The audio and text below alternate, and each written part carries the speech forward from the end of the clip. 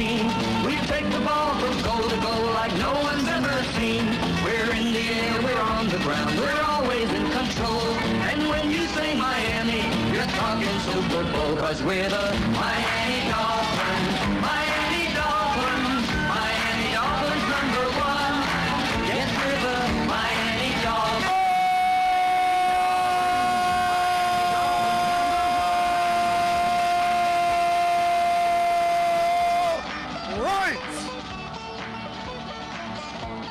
It's a beautiful thing. Welcome aboard. Was that for VSS and the Dolphins both combined? It's more for VSS West Pines. Wow, baby. bro. It's good to be back. It's good to be back with the boys out here at VSS West Pines and having some fun. Hope you all are doing well out there. Hope you're enjoying yourselves on a beautiful Tuesday. No humidity, which is a beautiful thing. I like it when it's that way, right? It's nice and fresh. It's not too cold.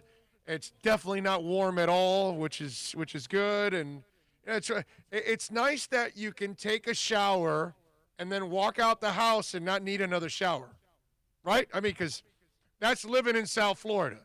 You take a shower, you clean up, you blow dry your hair, whatever it is you do, and then you walk right outside and you're like, why didn't I just bring the soap outside with me, right? And just, shower on the way to work while I'm sweating my ass off. So we are not sweating, which is a beautiful thing.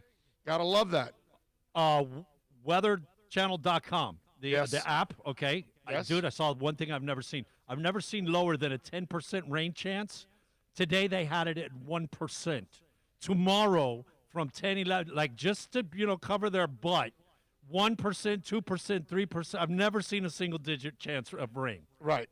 Yeah. They just they're smart. They want to cover themselves. You know what I mean? So it's a beautiful thing. Like some of you ended up with a backdoor cover last night in the Eagles game. But anyway, so a lot of things we'll discuss today. We'll have some fun. We'll talk Dolphins. I wasn't on yesterday. Obviously, I know that.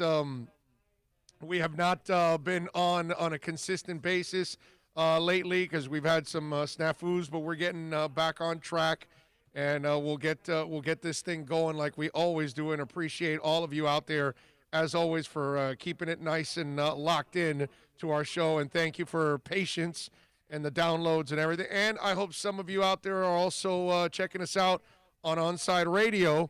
That's where we're at every day from 11 to 1.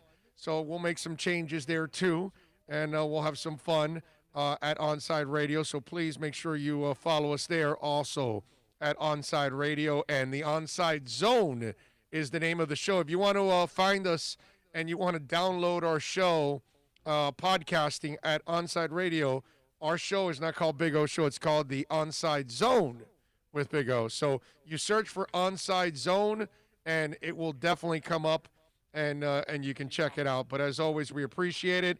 Remember, if you want to get in on the text line, it's 786-322-1105. That's 786-322-1105. If you want to get in on the text line, we do have a couple of several texts that are old that were wishing me a happy Thanksgiving, and I appreciate all of you out there. And again, for those of you that were catching our podcast here for the post-game shows last year, we weren't doing them yet this year, but we are now doing them again, and you can catch them on Onside Radio. You download the MyTuner Radio app or Radio FM. Those are the two apps. MyTuner Radio is the name of the app, or Radio FM. Those are the two different apps that carry our station. And you can listen to the Dolphin postgame show there every Sunday or Saturday. Now that they moved the Raiders game from Sunday the 27th, your birthday, they moved it to the 26th now on Saturday at 8:15. So it'll be on NFL Network and PLG. So they end up moving that thing up. And so Miami will play on a Saturday and not a Sunday. And that's going to be a very important game. Because remember, the Raiders dropped out of the playoff picture this week by losing. Miami got into the playoff picture this week by winning. So these teams are kind of battling for those final playoff spots. So there's going to be something on the line in that game. I would imagine, unless the Raiders are going to lose the rest of their games till they get to that, and then they're kind of going to set themselves up to be on the outside looking in. But you would figure that Miami and the Raiders are going to be battling each other a little bit for that playoff spot. So that's going to be a big one. There's no doubt. Traditionally, when the college football season ends, they're waiting for the bowl games. Yeah. The games that get moved to Saturday have implications. So it shows we're involved, baby. Right. Well, both are involved, not just us. Well, that's what Raiders. I mean. But we're both in the hunt. Yeah. It's a game that has meaning. Show up on Saturday and watch. Yep. RVA Richmond says, Big O, you exactly right. I was watching the game last week. My thoughts, take him out. He's taking a beating. Forget BS. Needed to stay in the game. It's the old school way. That's it. I'm with you. I'm reading a couple of the old ones that we're in. Oh, in my opinion, why Jakeem isn't Tyreek Hill? Same size, speed, agility. Actually, no, they're not. Tyreek is probably a bigger player body-wise than Jakeem, I would think. And he might be even slightly taller, actually. Got to look it up. I want to say Tyreek Hill's like 5'9". Isn't Jakeem like 5'6"? Something like that. I think there might be a little bit of a difference in height, but I think there's also a little bit of a difference in the body. You have that for me? Man, you ready for this? What? Tyreek Hill is 5'10". Oh, 5'10". It's just with all those other monsters that 5'10" looks like a midget. And isn't Jakeem like 5'6"? I'm going to tell you right now. Yeah, I want to say Jakeem is like 5'6". They're both vertically challenged by football standard, but one is a little 5'10", taller. 5'6", or 5'7", whatever is a big difference. No, but look at the bodies. Tyreek Hill's body, his frame is wider, thicker than Jakeem Grant. Okay, it's 5'10", 185 for Tyreek. Hold on. Yeah, for Tyreek. I would imagine Jakeem is a little shorter. So maybe that's, a $165. Yeah, and lighter too, of course. Yep. Hey, brother, who was that artist from the music you introduced Omar to today?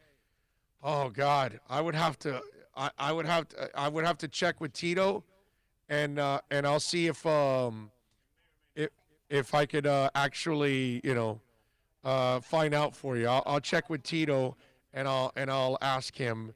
What was the song that we brought Omar in? I'm not sure. What else do we have here on the text board? And you know what? We're exactly right. 5'6", 161. Yeah. So he's really probably like 156. Actually, they added 5 pounds. Like adding height to an NBA player. Yeah, there's a huge difference between the two. George says, "Hey, it's the James Brown of radio. What's up, baby? Thank you. Appreciate it." Big O, what's up? Have you heard any news on damn? Have you heard any news on Tua? No, I have not heard any news on Tua. None of us know anything about it. I don't think it's that serious. I don't think it's that big a deal, to be honest with you guys. I think he'll play this week, or worst case scenario, he misses this week out of precaution, and then they play him next week. That's what I think ends up happening when it's all said and done. Damn. Let's see. Loot Yama says, Big O, much love, man. Trying to recover from COVID, and listening to you really gets my mind off of it. Keep up the great work, man. Thank you, man, and prayers. I hope everything goes well for you and you're able to May you recover. come out unscathed, no loss of the ramifications don't leave you when you get over it. Yeah, no, it's hopefully everything goes well for you and you're able to recover. I was reading actually a story, for the gentleman that has COVID there, Lut Yama. I don't know what your real name is, but we'll go with Lut Yama. I was reading a story with Ice-T, and I actually saved it. And it's interesting that you bring it up because he has a father-in-law, Coco's father, the woman that he's married with, Coco, the one that has that ginormous ass. You know that one? I give her credit, bro, because it's a ginormous ass, but it is tight. Like, it is, Like it's a good looking giant ass, and it's really hard to have an ass that big and look good. But I got to give Coco credit. That thing's solid. She's got one of those butts that you could put like a tray on the back and her butt would support it, and she Yes. could carry a tray in the front. She'd be an incredible waitress. Yeah, no, I mean you could just like leave your beer on her ass while you're hanging out in the party. I mean that's just it's phenomenal. I'm telling you, she is why they made Ashford and Simpson made that song "Solid as a Rock." I think it was for Coco's ass. Anyway, as I digress, Ice-T has a father-in-law who's a no-masker. That's how Ice-T is quoted. Father-in-law on Sunday as a cautionary tale while the coronavirus pandemic surges unchecked into the holiday season.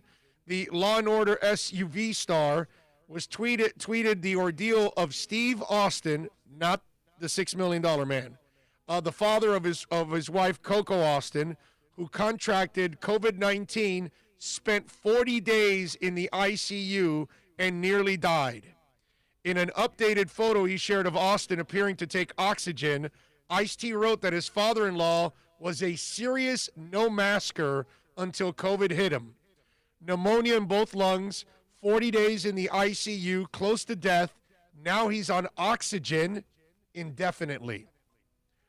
So, and then the actor tweeted out, "Oh, he's a believer now." Okay? I mean, that's the tweet. The old man with the thing, and now he has to have oxygen. He's relying on that bottle. Because now COVID made so much damage to his lungs that he can't breathe on his own. You know, this is not a joke, man. Because the problem is, since so many survive it and they move on with their lives, it leaves a terrible impression on some people because they take it like it's not serious. And it's extremely serious. None of us want to get this thing if you're smart. You know what I mean? I almost feel like we're all going to eventually get it because there's so many irresponsible people that continue to spread it. But there you go. It says, update, Coco's dad is finally out of the hospital and home after his fight with COVID. He's on oxygen indefinitely because of lung damage, though. Thanks for all the love and good wishes. Pick from when he was healthy on our tour with us. There you go. And so that's where, you know, and Ice-T put out, somebody in my comments said I sounded scared. He said, yes, I'm scared of your contaminated breath. I'll probably rock a mask and keep my distance for the rest of my life. Yeah, you see your father-in-law go through that, that'll scare the crap out of you. So, Luyama, my prayers are with you, my brother. I hope you have a full recovery and you have no issues because this thing is, you have no idea what it's going to do to you. It may do nothing to you, and it may end up ruining the rest of your life or killing you. Jason had it a few weeks ago. The guy from Right Friday the here, 13th. man. Oh, Right here, bro. Oh, I thought we were. No, we're not talking about the guy with the hockey mask and a machete. Oh, I thought we were talking about the hockey mask guy. Okay, this Jason here. Okay, you see? I know. Not the dude from Camp Crystal Lake, no. Yeah, and Jason's right. Yeah, because I see him all the time. He always has his mask on. This thing's a bitch, man. We're gonna all end up getting it one way or another. You know. Jason quarantined in a hotel room to be away from the family for 2 weeks. All right, it's not bad. Only thing better if you would have quarantined with Coco. You know, that's about the only thing that would have been probably better. Did you get me the height on Jakeem? What was it, 5'6", you said? I told you 5'6", 161. 5'6" to 5'10", so that's quite a bit of difference. What up, Big O? I won my Jersey beat with the wife now. Oh, my Jersey bet, I guess, not beat. You don't want to beat your wife. You want to make a bet with your wife. I got you. Now playoffs, and I get another one in Khaled's voice. Okay. Nice job by you, Bones. Nice job. Radically says, Elway missed a game his rookie season with a hangnail. Do not worry about it. Tua will be fine. Well, but a hangnail in your throwing hand might be a pain in the ass, actually. that might affect you. Especially if it gets infected. Yeah, We've no, all had it's- that, and it's swollen on the man. Yep. That green pus. Big O, it's in my favorite format. Thank you, Ian. I know, Ian, you texted me on Onside, so I know you were double dipping. You were listening to us on Onside, and now you're listening and watching here on our show. So thank you, sir. If you're Ronnie Lott, you just cut the infected finger off. Yeah, exactly. Pipe Man Slim says, Big O, back to good to see you on YouTube. Thank you, sir. Thank you out there. Thank you all for keeping it locked here and for supporting our show. We always appreciate it. And Lute says, thank you for the best wishes, guys. Could you update me on Noah? I feel like I haven't seen much of him this season. Well, dude, you can thank the other young kid that they picked up last year why you don't see Noah. That's really what it all is. It's all about Nick Needham. Look, X is not injured, so you're not seeing Noah. Jones is not injured, so you're not seeing Noah. And Needham is playing well, so you're not seeing Noah. It gets down to him being a dime guy at best at this point. That's why you're not seeing Noah. And I don't know if that's a bad thing, because right now you're in a playoff race, and he was clearly lost. Okay, look, I think I got a lot of good reviews on him from scouts in the offseason, and I shared those with you on this podcast several months ago. So I think he's going to be fine down the line, but it's typical of any rookie, man. A lot of them are lost. A lot of them are trying to find their way. A lot of them are trying to figure out how to play at this game speed. So this year is probably more of a lost year for him, where he's not going to play a lot because they happen to have a deep secondary. And Nick Needham wasn't a flash in the pan last year. He started terrible. Then he became a good player as the year wore on. And by the end of the year, we were all like, hey, man, this is actually a good pickup. We do need him. Because, yeah, we do need him, because we didn't need to see him much early on in the season, and yet he made the comeback. And then he comes this year, and he started slow, but then he picked it up, because, remember, he wasn't playing early on either. And then he started playing more, and now he's in a groove. Now he's playing well. Had an interception this past week. So the problem with Noah is that the guys in front of him are playing lights out right now, and that's one of the reasons why this secondary is so this is one of the reasons why this defense is so exceptional, that secondary allows the front seven, more opportunities at the quarterback, because they're locking down receivers. And when you're playing zero coverage and you're willing to go one-on-one with guys, that's ballsy on the coach's part. It's skillful on the player's part, and unfortunately, it's bad news for Noah, because the guys in front of him are playing so well that he's not getting the opportunity that he normally would. When we got to see Noah, would you say it was 2 or 3 bad, 1 good? It wasn't like a total bust, but he did make a couple plays, but obviously the ratio was probably 2 or 3 bad plays to 1 good play. Is that the type of ratio we're looking at? I mean, listen, overall, he didn't play well. That's all that really matters. Of course, and when you're playing single like that, man, you get exposed real quick with no help. He got exposed, and he looked lost at times, like normal rookies look lost, especially rookies that had no offseason. Remember, that's the other thing. So that's the other challenge for these young guys. Some may be able to acclimate themselves quickly. Others are going to struggle right now. And Noah is one of those guys that was struggling, and right now he's not playing, and right now they don't need him, okay? Because they've got Nick. There you go. How about that? They don't need him. They got Nick. So that's the way it goes. But eventually that kid will get the opportunity, and I told you guys this in the offseason. Maybe with X, what you do is you build his value back up again, which is what they've done. He's fighting now Aaron Donald for the Defensive Player of the Year honors. He would already have that award locked up If he hung on to 4 or 5 other interceptions, and instead of 7, he has 11 or 12, it would have been over already. But as it is, he's right now challenging Aaron Donald for Defensive Player of the Year. So now you've got the guy that's challenging for Defensive Player of the Year. Now you can trade him. I'm not saying that I want to trade him, but this is what I've said, and I've said this many times. I don't know how bad those knees are. He's had several scopes on one. I don't know how much meniscus he has left. I don't know how much cartilage he has lost. So I don't know how far he is from certain issues with that knee. And if you think he's only another year or 2 away from more issues with that knee, then you unload him now and you get all those picks and you reload. And you go find another corner. Okay?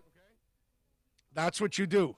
So that's the one thing that I would, look at for the offseason is, does X get on the trading block? And if he gets on the trading block, it's because they want to protect themselves from further injuries down the line, or behind the scenes, I have no idea if there's anything going on domestically, but he had those issues too.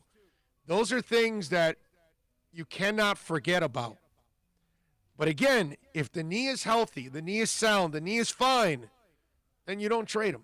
And you have one of the best secondaries in the NFL.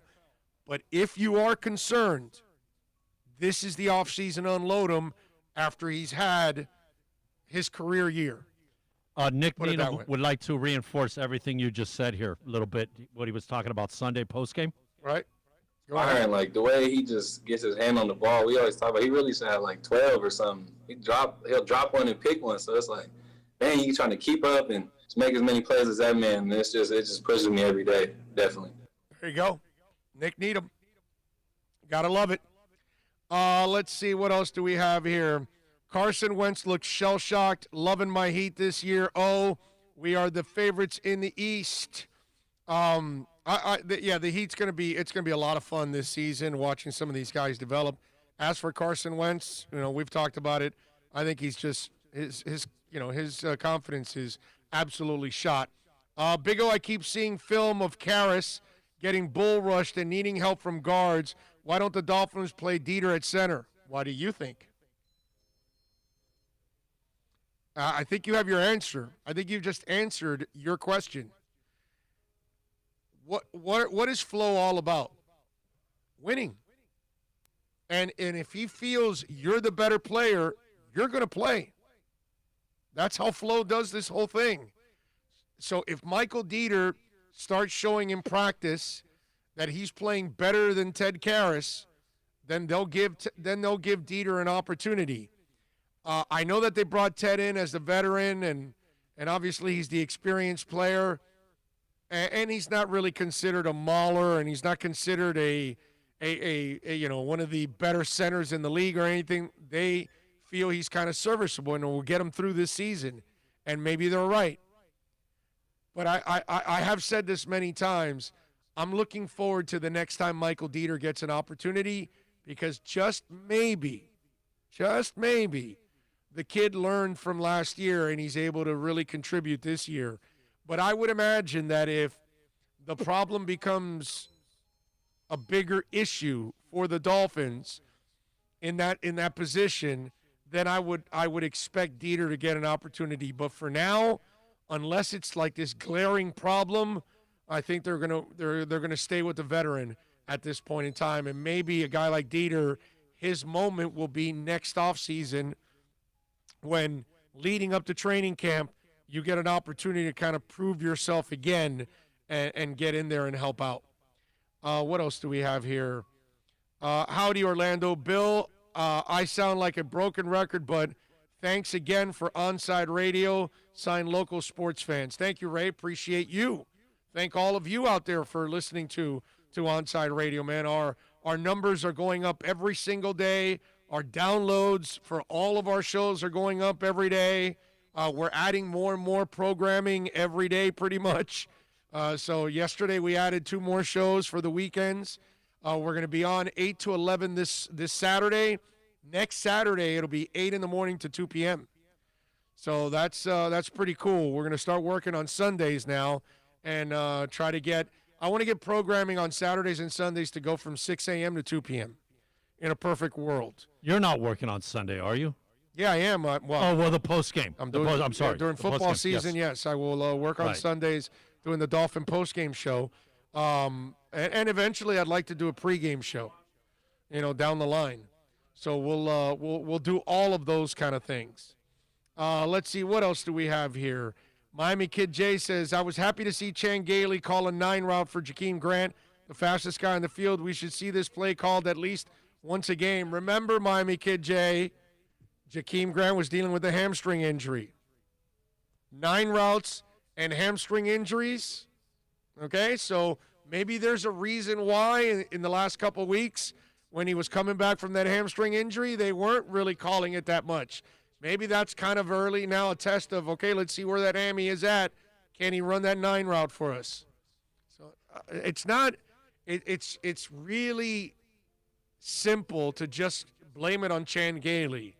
Sometimes there's more to it all. And it might be the limitations of the quarterback. It might be an injury with the player, whatever it is. It might be you don't have confidence in the connection between the two players. You just never know. But don't blame it on Chan Gailey. Chan Gailey's done a hell of a job here, man. Willie Molina says, fans clearly don't get this ain't the same whatever team of 20-plus years. I'm with you, Willie. No doubt about that. Let's see what else. All about the Big O show and onside, bro. The rest, via verga. There we go, Willie. Thank you, sir. Let's see. Have you heard the Tua Thumb song? No, I have not. I have not heard the Tua Thumb song. Let's see. What else do we have here? Have you looked at your picture, man? How cool your background looks. Yeah, it does look cool. The glass wall with the top tier and all the wonderfulness up there. There you go. So for It all looks of you, really cool. for all of you that want to come on down and purchase any of this wonderfulness, it's all here for you. VSS West Pines, 12397 Pembroke Road, baby. Come on out here. Join us. Let's see. Would you sign Sanders to the big contract for a kicker? He deserves, dude has earned there. Yeah, of course you sign Sanders. Yes. Yes. When you have a good kicker, sign him, man. It's not like that contract's going to kill you. And Miami has plenty of money. So they could actually give him a nice fat signing bonus now, take the cap hit, and then have a lower number as the contract goes on. Take a page from the Bears. You let Gould go, and then the Philly doink, doink, doink. He lost a playoff game because of not having a kicker. Right, exactly. Yep. Willie says, thanks. Also, getting the app for Onside was easy. Yes. Yes, MyTuner Radio or Radio FM. There are 2 apps now. MyTuner Radio and Radio FM are the 2 apps that carry our station. We're going to add a couple of more apps so people have options, because you never know. Maybe an app goes down or something, and then you have the other ones. But Radio FM is the other one if you want to download that on the side, along with My Radio Tuner. Those are the 2 apps there. Miami Miracle's asking me, do you think Tua plays this week? I think there's a 70% chance Tua plays. I think worst case scenario, he just misses the Bengals game, and then he plays guaranteed the following week. I don't think it's that serious. If he was throwing before the game, then that tells me that the thumb is not that bad. They just wanted to kind of measure where it's at as he grips it and rips it. And that's kind of what it is. It's not really that he's, all messed up or anything like that. He can't be if he's throwing on game day. And when Flo said, well, we were close to playing him, but we took precautions. And look, I said this today on Onside. I'll say it here again. Flo's not the guy that BS's you. He pretty much tells you what it is. And he's hasn't misled people at all throughout this whole thing. Now, if he doesn't want to say something, he'll just tell you he'll stay away from it. But when he says something, he doesn't tell you something and feeds you BS. We have not caught him with any of that here. Okay? So I think he will play, 70% chance. I think there's a chance he doesn't, but that's just out of precaution, and it's only one more week, and then they end up playing him. No Gase lying by Right. Flores. Right. No Gase. No. Nope. Bro, your post game was the on onside. Thank you, sir. We had fun. It was cool. It was quiet. Shh. It was quiet. Yeah, it was a yeah. He didn't want. I didn't want to finish out the word. Okay. You know. Joshua Wall says, "You heard it here first. Miami will make a run at Khalil Mack this offseason. Laugh at me. He's not a free agent. They're not going to trade all those picks for him. I know what you're thinking because the Dolphins have Reggie McKenzie, the general manager that was in Oakland when the Raiders drafted Khalil Mack before dumbass Gruden then traded him away to Chicago. So you think that Reggie McKenzie and Chris Greer will then end up going after Khalil Mack and bringing him here. And I can tell you that would be a very interesting move, but I don't think they're going to do it because the Bears are going to ask for no less than 2 first-rounders. And I just don't see Miami when they've got plenty of pass rushers now, and they didn't have to kill themselves to get those pass rushers. Emmanuel Ogbah was there for anybody to have, and they got him for $7.5 million, which is a joke of a contract. You could get 3 of those for one Khalil Mack. I think they're paying him 22, 23 million. It's a cap hit on top of, like you said, having to give up the draft picks. Yeah, it's a double whammy. Yeah, I don't think so. I see the problem is, and it's not that, I want to laugh at you. Who was it that Joshua Walsh? It's not that I want to laugh at you. It's just that, Joshua, you're programmed with the old Dolphins. Okay? The old Dolphins couldn't draft. The old Dolphins couldn't develop. The old Dolphins couldn't coach. The old Dolphins couldn't trade because when they make trades, they're bad ones. They give away picks. They don't prepare their players. Their coaches are mediocre. This is a different franchise. This is a franchise that knows how to draft, that knows how to develop, that knows how to find players in street free agency, in the draft, undrafted rookies, you name it. They find talent everywhere. They bamboozle people on trades. This is a front office that knows that they can draft players, or they can be smart in free agency and go find players that they don't have to spend a fortune and can be productive for them. So when you have that talent, that skill, that eye, you don't go trading for the Ndamukong Suhs, the Khalil Macks. You don't trade or you don't sign the Mike Wallaces of the world. You don't give up those ginormous contracts and the draft picks that end up setting your team back is what they do. They don't really help your team. They usually set your team back. Now, Khalil Mack, I know it's hard to imagine him being a guy that sets you back, but the problem is that now you're going to give up several draft picks. And you might be able to get more mileage out of those draft picks because they're young. Whereas Khalil Mack is not young anymore. This is probably, I want to say, season 6, maybe 7, something like that. Not that he's old yet, but I think you want to already at this point, I'd rather start the clock at 1. Like with Van Ginkel. Think about it. That's a 5th-round pick, and that kid makes a play every week. Every week, Van Ginkel does something. Even blocking punts, bro. Everything. God, he's a beast. He's productive. If he's in the game, he's going to do something that's productive. Cause a fumble at the 1-yard line. Yeah. Are you looking up Khalil Mack? What year is this? I want to say it's either 6 or 7. I think you're right. It's just a guess, but I can't be off by much.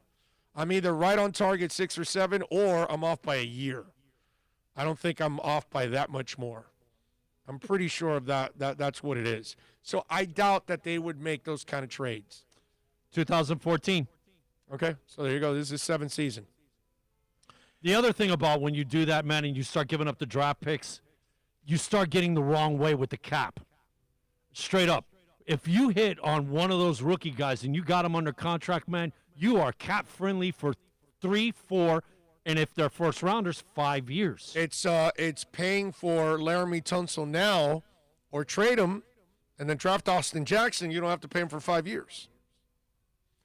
And if you get production on the left tackle side with Austin Jackson without having to pay him for 5 years, you are now way ahead on the cap. Way ahead. Those tackles, those type of tackles are going for what, 15, 18 mil? Easy. Right? Easy.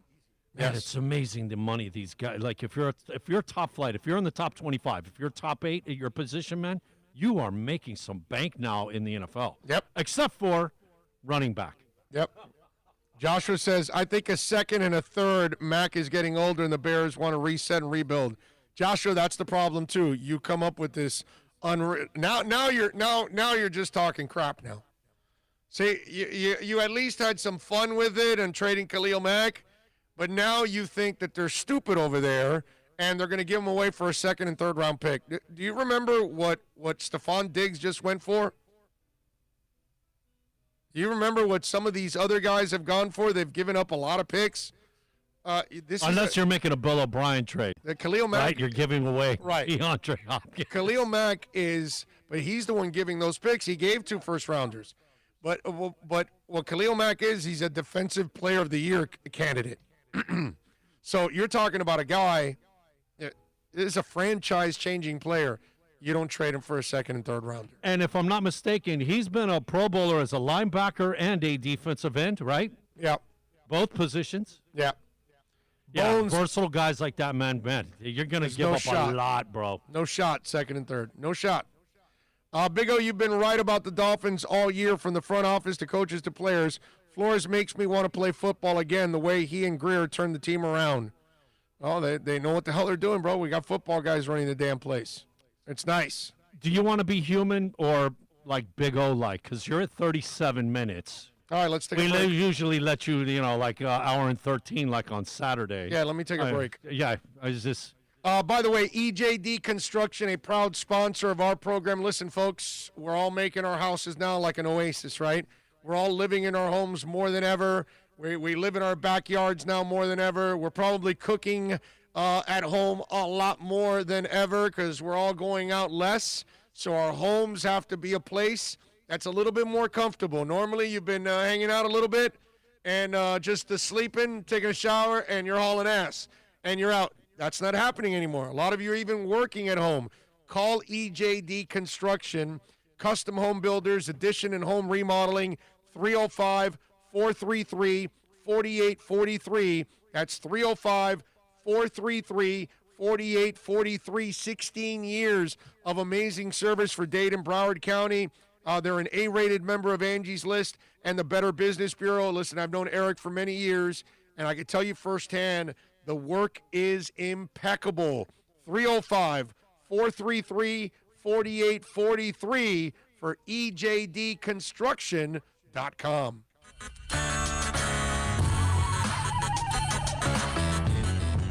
Big O, for all of your CBD, THC, or hookah needs, you got to get on down to VSS West Pines at 12397 Pembroke Road. Yes, they have got legal THC. You've got to check it out. And they've got, of course, when it comes to CBD, flower, tinctures, edibles, for all kinds of reasons, whether it's pain, stress, anxiety, you name it. And don't forget, when you mention my name, you'll get 20% off. Tell the boys out there that I told you to get on down to VSS West Pines, 12397 Pembroke Road, and call them 954-613-3367. Legal THC, CBD, all of your hookah needs. You go to VSS West Pines. Are you tired of watching the same old travel videos on the internet? Well, then check out MikeNoGoZones.com. A travel documentary that's breaking barriers. I go to the places that the media tells you to fear, where no one else dares to go.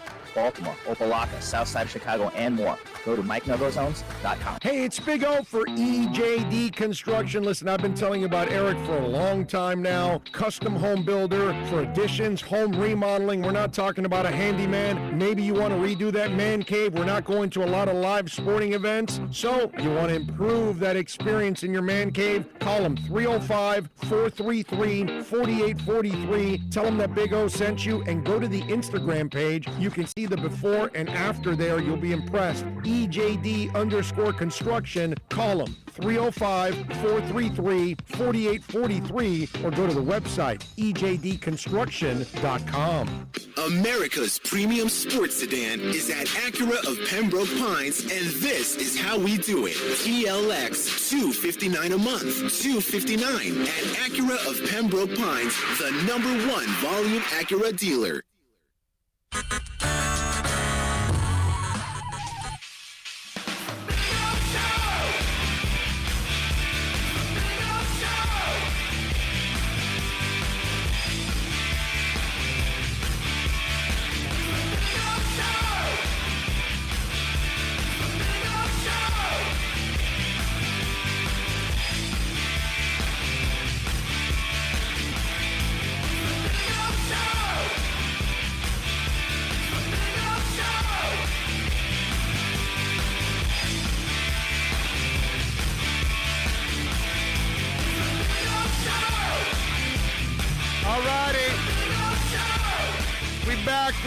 We back.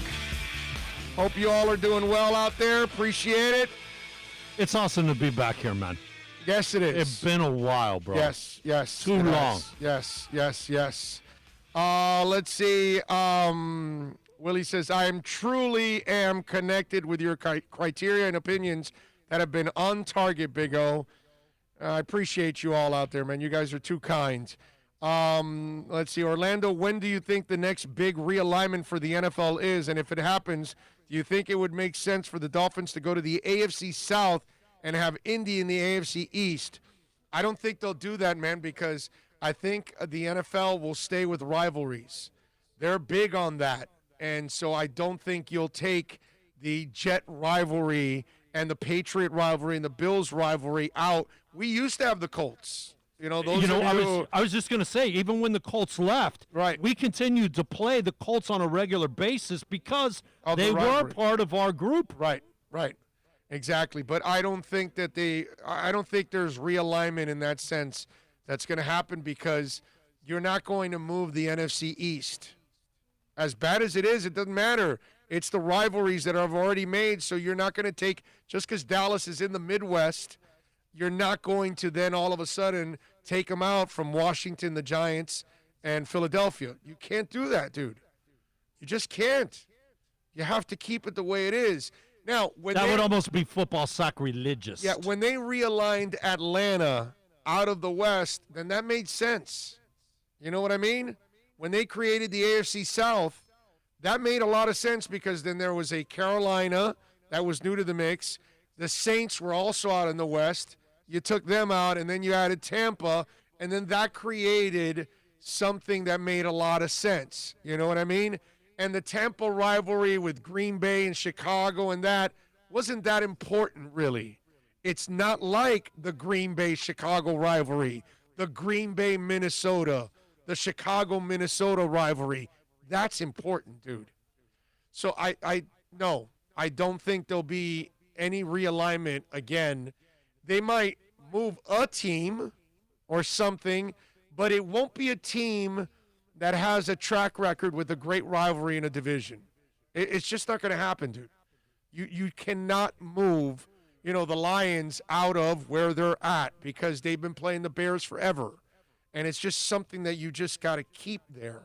You know what I mean? So I don't think NFL realignment will be coming anytime soon because the way they realigned everything was to set up to keep the rivalries.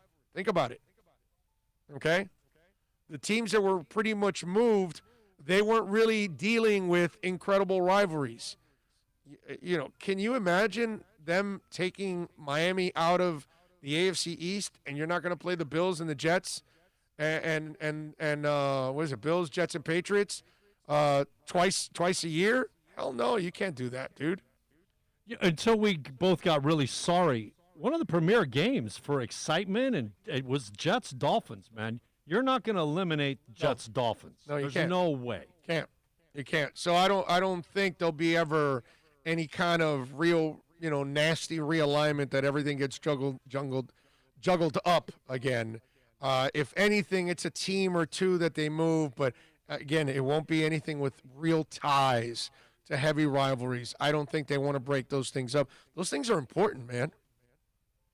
Okay? It may not be important. If you're not a Dolphin fan, the Dolphin Jets, Dolphin Patriots, Dolphin Bills rivalry is not important to you. But if you're not a Washington or a Dallas fan, the Giants and the Eagles aren't important to you. But to those fan bases, they are. It's incredibly important.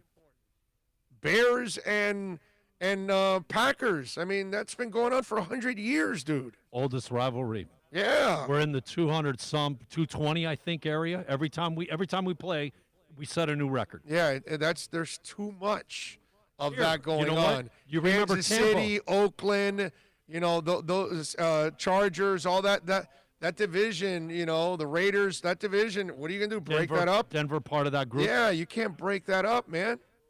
Can't break that up. It's too important to the NFL and to fans to have those kind of rivalries. You'd lose part of your identity. Yeah. Okay. And think about this.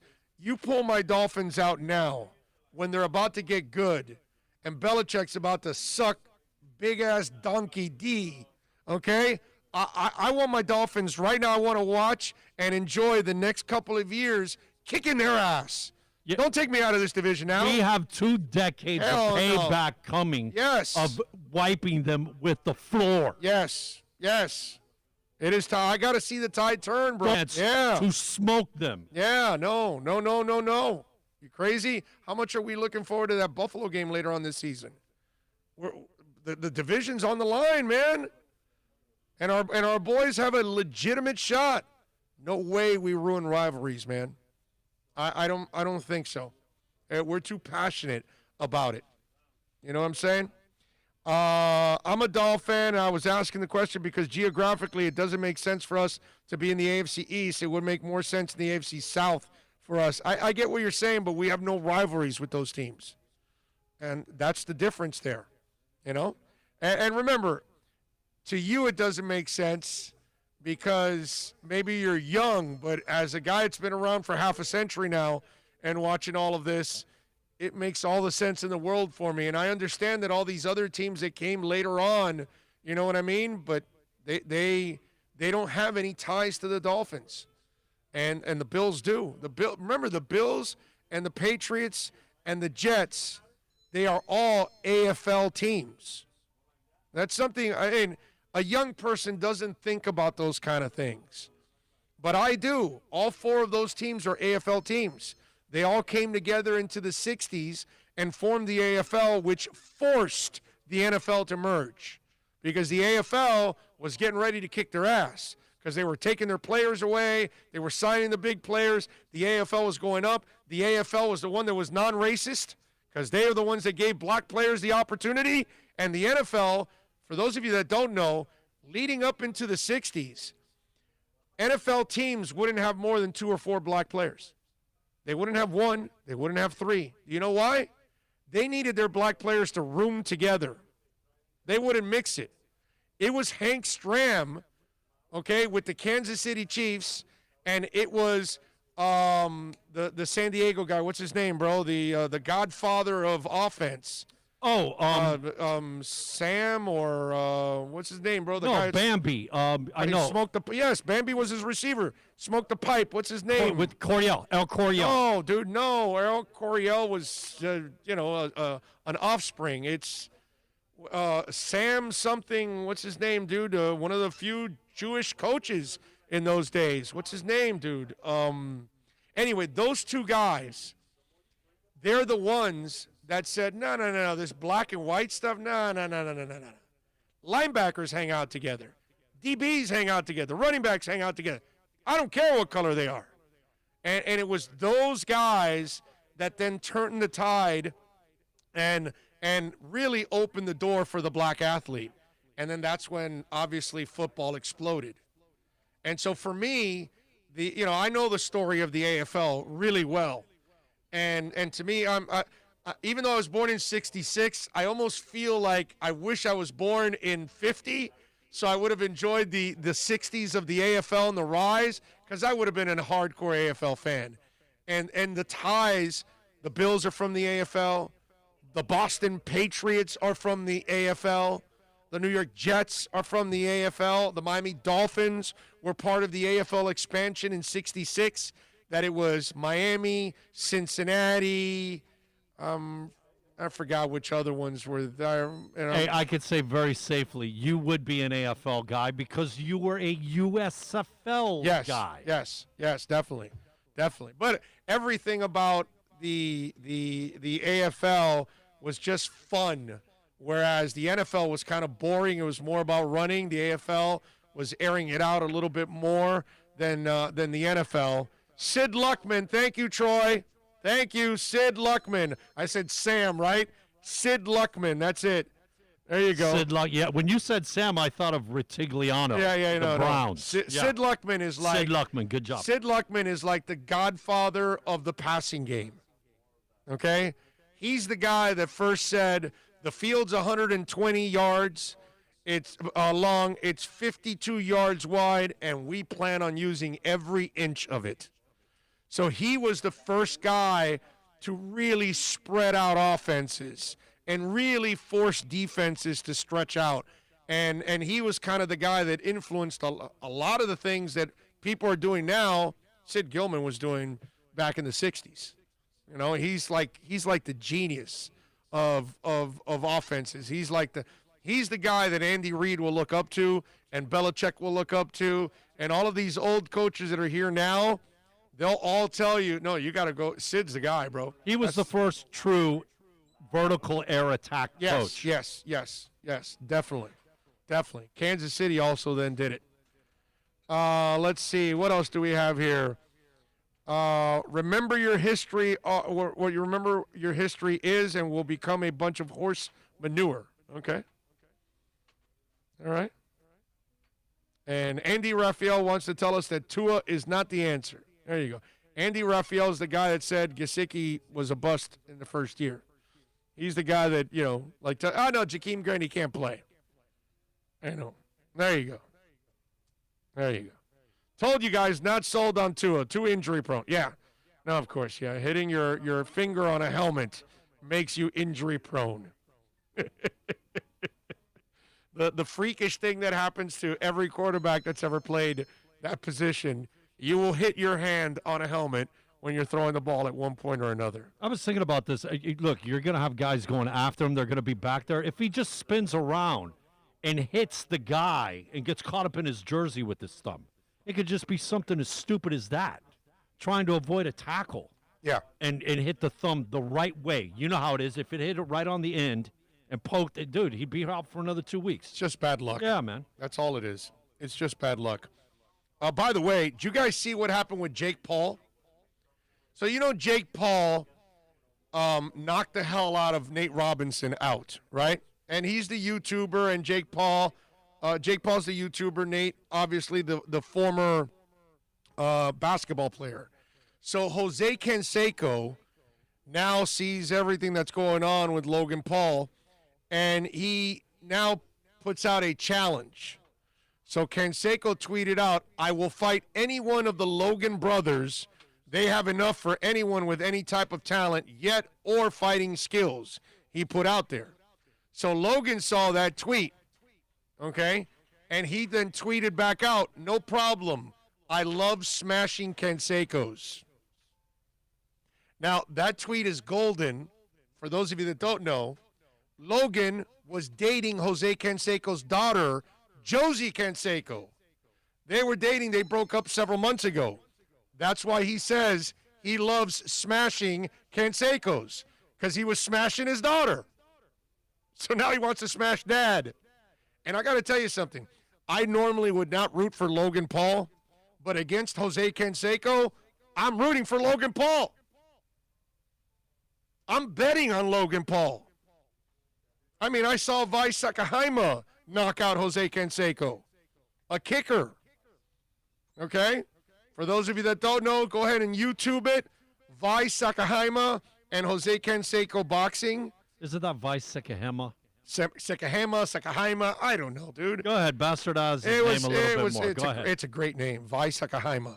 I mean, think about that. The guy's name is Vi Sakahaima. That is awesome. However it's pronounced, it's still awesome. You're pretty funny, bro. No, I'm just saying. And my man says, I love smashing Canseco's. Can you imagine the father hearing that? That the guy who's banging your daughter now wants to beat you up? That is awesome. And now Logan Paul, by the way, wants to go after Conor McGregor. Okay? Jake Paul, whatever. I'm sorry. Jake Paul now wants to go after Conor McGregor. He says, I'm going there to F Conor up. The 23-year-old called Conor out after destroying Nate Robinson. He says, my team is talking to his manager, but that's all I'll say, with a smirk. He says, no other fighter with this big of a platform is calling out McGregor. My dogs have more followers than that guy he's fighting in January, because he's fighting Dustin Poirier in January. Now, again, I normally would not root for Jake Paul, but I'm going to root for Jake Paul against Canseco. I normally would not root for Jake Paul, but I'm going to root for him against Conor McGregor. Because, believe it or not, I dislike Conor McGregor and especially La Chiva, Jose Canseco, more than anything else. Because for those of us that are Hispanic, and especially Cuban, we don't like stool pigeons. We don't like rats. And Jose Canseco's a rat, dude. He ratted out people in baseball. That is unforgivable, man. You can't do that kind of stuff. And so I gotta root for Paul over the Canseco and Conor McGregor. I tell you that. That's for damn sure. I love smashing Cansecos. If Canseco was playing Tiddlywinks, you'd be going against him. That is just one of the best lines ever. I wonder what he said after that, knowing that the dude was going out with his daughter. You ever seen Josie Canseco? I think I did see a picture. And She's it was cute. Like, yeah, man. She's a good-looking girl. You know. I'm not a body-wise. I'm not a fan because she's got that little skinny body. I'm not. I'm Latin, bro. I need the curves. No, you not just curves. You like them big. Yeah, I like big, thick curves. Yeah, I'm all about that, bro. I'm all about that. Them skinny women that look like they need to eat a cheeseburger, it's just not my style, bro. Chunky but funky. I'm just sorry. Just Latin guys don't get into that. You know what I'm saying? We're just not into that. Those models that are on the runway that weigh like 86 pounds, and they eat cocaine for breakfast, cocaine for lunch, and cocaine for dinner. That's not my kind of girl. I'm sorry. Just not into that. Can't do it. Canseco is un chivato. That's right. Conor would bust that ass. He says, can't stand him, but it's a fact. Not in boxing. You're talking about boxing. We're not talking about an MMA ring. We're talking about boxing now. That's not true, dude. You saw boxing is a whole different ball game than being in the octagon. They're not talking about the octagon. That's where Jake Paul would lose badly, is in the octagon. But in a boxing ring where you got to have boxing rules, this kid may take out Conor. I know he'll take out Canseco's old ass at this point. I mean, come on, man. Canseco's got to be in his mid to late 50s. No, he's got to be closer to 60 because I'm 54. And Canseco was a couple of years older than me, so he's got to be, look it up, Bill. Canseco's got to be, I want to say, if I'm 54, I want to say he's 56 or 57.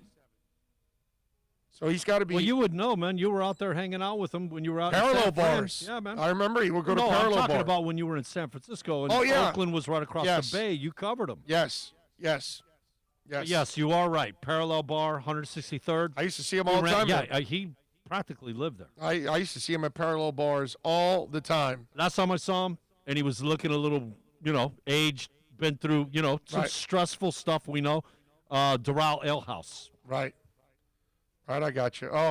We got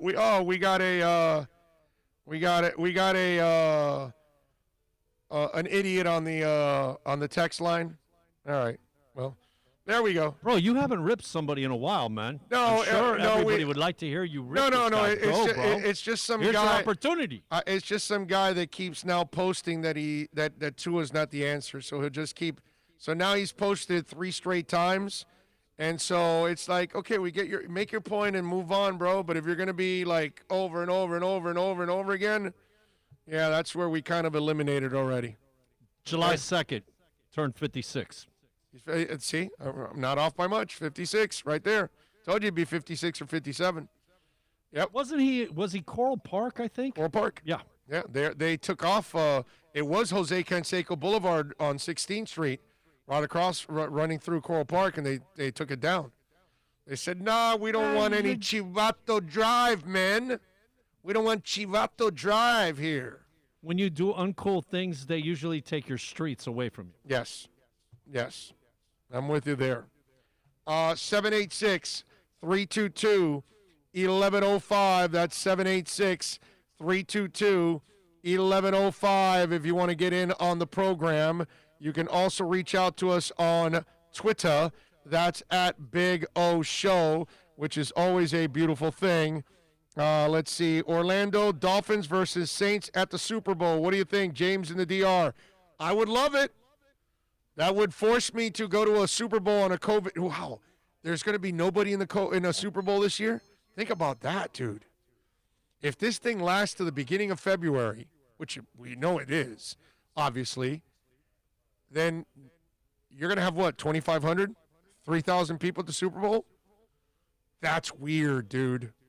The biggest game in the United States every year, and it's not going to have anybody in it? Wow. Second biggest party day to New Year's Eve. I said it.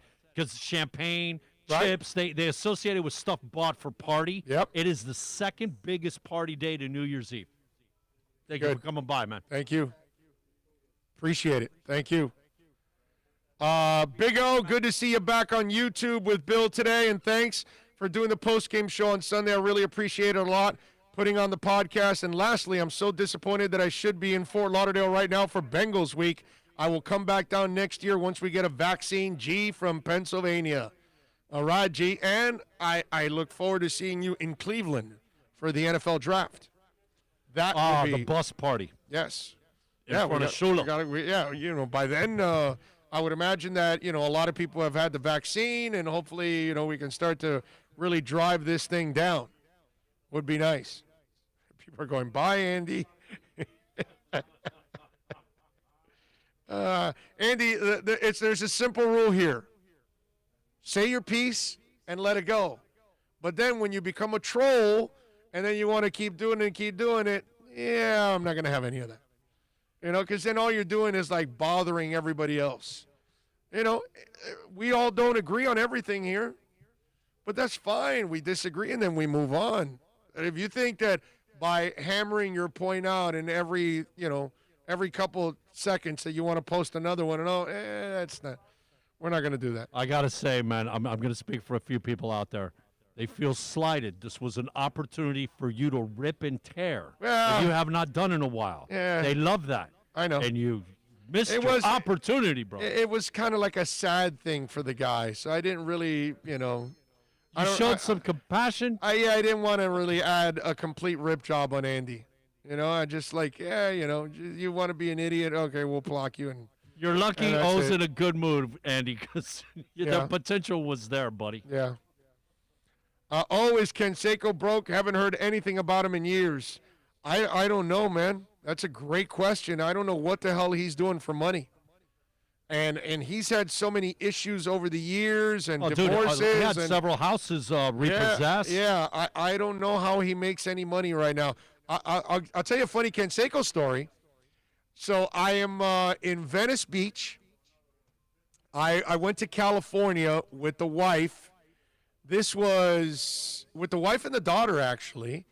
And we were there for 9 days. That's right. It was Vegas and L.A. That's what we did. We did 4 days in Vegas. We did 5 days in L.A. and then flew back to Miami. And when we were out in L.A., we went over to Venice. I wanted to go hang out in Venice, walk around, because obviously you got to go see Venice Beach, man. It's just like a thing, That was our first stop when Yeah, one bro. trip that I went with you. I love Venice, man. Go eat, relax, the beach, The sand is like, it's like 400 yards until you get to the damn Sorry, water. it was second stop. First stop was In-N-Out Burger. Yeah, well, yeah, always In-N-Out is the first stop. And so we're at Venice, right? And all of a sudden, they've got that muscle area where they're working out, and then right next to it or right before it, the basketball courts are there. And I'm looking, and there's a crowd around the basketball courts, and I see some dudes skying over the people and dunking. So in other words, people are standing. You're from afar, and you see the courts, and then there's people standing around the court, and then you couldn't tell the people on the court, but all of a sudden you could see them in the air as they clear the people, and they're dunking, so you can see it from afar. And I go, what's going on over there? So we walk over there, and there's a dunk contest going on in Venice Beach, and there are 4 judges sitting there. Guess who's one of the judges? Jose Canseco. This was When he was still in good favor. no. This was no. It wasn't. It was like maybe 7 years ago. So Yeah, this it is wasn't- post Washington, D.C. and all the wonderfulness. This is and- like 7 years ago, no more than that. 6, 7, maybe 8 years ago, no more than that. And it's a guy I hadn't seen in forever, and he was in a suit and everything. It's not hot there, even though it's sunny. Yeah, it's but dude, like you're one at of the those- beach. He's in a suit Yeah, he's on in the a beach. he's in a suit, and he's got like a. That's a like- guy trying to clean up his image and look, whatever. like. I just saw it. I go, wow, that's what your life is now. You got to get paid to go to Venice Beach to do be a judge in a dunk contest. Show up in a suit to look respectable. What are they giving you? $50, $100 to do this? It's like it was just weird, man. So I don't know if he's hurting or not. I don't know how he makes any money at all. I don't know if he has some business or something. I can't see anybody trusting the guy. You know what I mean? But yeah, I saw him judging some kind of a dunk contest in Venice Beach a few years back. Okay? Oh, don't think Venice is nice anymore. The homeless in L.A. have taken over. Yeah, there are some. I've seen some homeless. I was in Venice a year and a half ago, because I go to L.A. almost every year now. So yeah, I've witnessed it myself, that there are some homeless people there. Yes, I'm with you. Now, Venice has a lot of hippie-like people. I can't call them hippies because that was another era back in the 60s and 70s. I don't know what they're called now, if you want to call them bums or whatever you want to call them. But, yeah, you see a lot of relaxed characters. Yes, there we go. Yes, characters that choose not to work. Yes, yeah. There's some over there, no doubt. But I love that place, man. That is a great place to hang out and walk around and spend a couple of hours. It is beautiful. It is beautiful, I will say, and a lot of good restaurants around there. You could get your license so you can facilitate fun. Oh yeah, that's right. They do have the weed license there too. That's right. And like every 50 yards, there's like a sign that says $40, $50, $70. I don't know what it is. But yeah, ever so conveniently, right around the block is a dispensary for you to use your new probably license. yes. There's dispensaries everywhere. What's it called? I forgot what it says, but it's usually a green leaf, and I think it just says medical marijuana license, or maybe something else. But yeah, you see a lot of that there too in Venice. The party time place. Yeah, you're right. But listen, there's always all kinds of action going on in Venice. The street people that are performing, dancing, dunking, doing all kinds of tricks on bikes, and there's all kinds of street performers. Okay, you see that. You got the beach, that is beautiful. You've got the people playing basketball. You got the dudes that are doing weights in that Muscle Beach area. You've got all the shops. Obviously, you could go get your medical marijuana license. There's a whole bunch of great restaurants all over the place to eat. Venice is cool, man. I like Venice. I like it a lot. Although, look, man, you could just go there and people watch. Yes, and you're gonna that's why I go. Sit in one spot, and man, they'll walk by. That's my favorite part. A lot of visuals. That's what I love about Venice. That's why I always go to Venice. Every time I go to LA, I'll go for an afternoon. I'll go spend a couple of hours in Venice, go people watch because you're going to see all kinds of characters. Sometimes you'll buy a nice something because there's some good deals too. Because there's a lot of artists there that are making all kinds of goods on the sidewalks. And they're selling all. I usually end up buying something for my wife or daughter when I'm there. Guaranteed. Yeah. I like Venice. So, yeah, there is my last time I ran into Jose Canseco was at a dunk contest in Venice Beach. It's a beautiful thing. I want to go to Sunday's game so bad, but I don't want to die. What do you think, Oh? Dude, mask up and maintain your – it's not a packed stadium. So, Drew Boo, if you can actually get in, go, man. I would go. The way they're spaced out. If even look, with your man, pre-existing condition, you would go. Yeah, it's only 2,500, 3,000 people there, whatever, 12,000, whatever. It's not a lot in that stadium. It's 20%, dude. You like that? I would. Kind of surprised. 'cause I would me- go. I would go to a concert that's podded.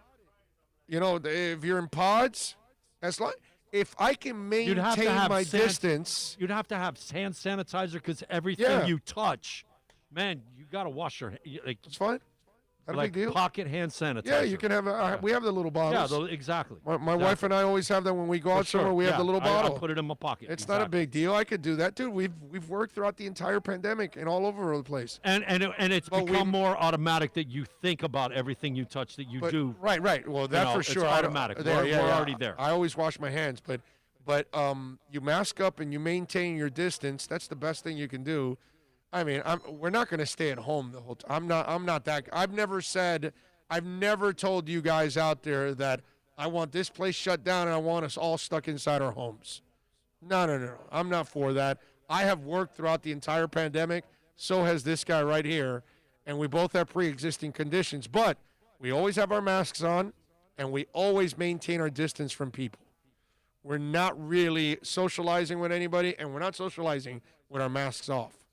So that's why I think we've gotten lucky so far with all of this. But if I could go to a game where I know I'm going to be away from people and I'm just going to be with my wife or you or something like that, then I'm good. I'm good. I have no problem. Now, if you have to sit me somewhere where I'm with a bunch of strangers in the same group, no. I have no. I'll watch it at home. I'll watch it at home. But I would do that. I have no problem with that. I'm not afraid of socializing, as long as you do it in a smart way. That's all. I'm just not going to be walking around without a mask. I'm not going to be walking around, hanging out face to face with people. That's the part you can't do. You know what I mean? You're not going to die, says Jesse. Well, I don't know that, Jesse. You know what I mean? None of us know. So, Jesse, 98% of people that get it don't die. Well, but what about if you're that 2%? Okay, apparently that 2% has killed thousands and thousands, my brother. And there's the workout guru guy that I saw that was from the Ukraine.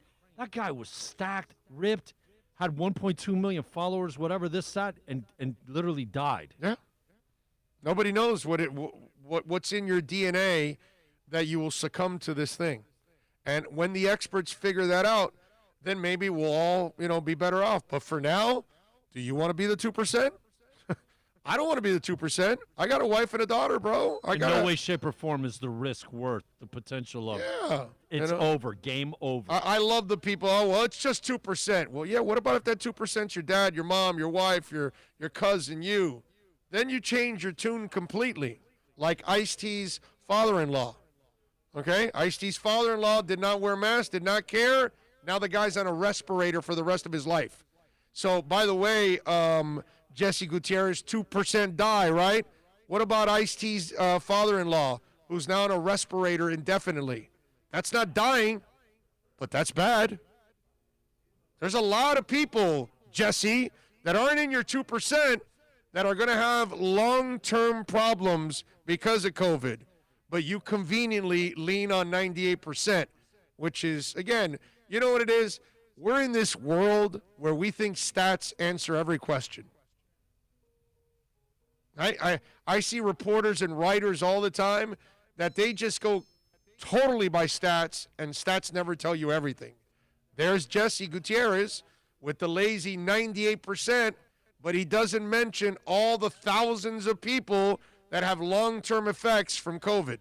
Oh, here, if you don't even have an oxygen bottle, but we heard about the people. It only matters if you die, but it doesn't matter if you're on a respirator indefinitely. Well, we heard about the people that are 20, 30 years old that now say they do a flight of stairs and they're out of breath now. Right. I mean, you don't have an oxygen bottle, but, man, you can't even walk a flight of stairs. You're 20, 30 years old. That sucks. Yeah. It's the ignorance about this is truly amazing.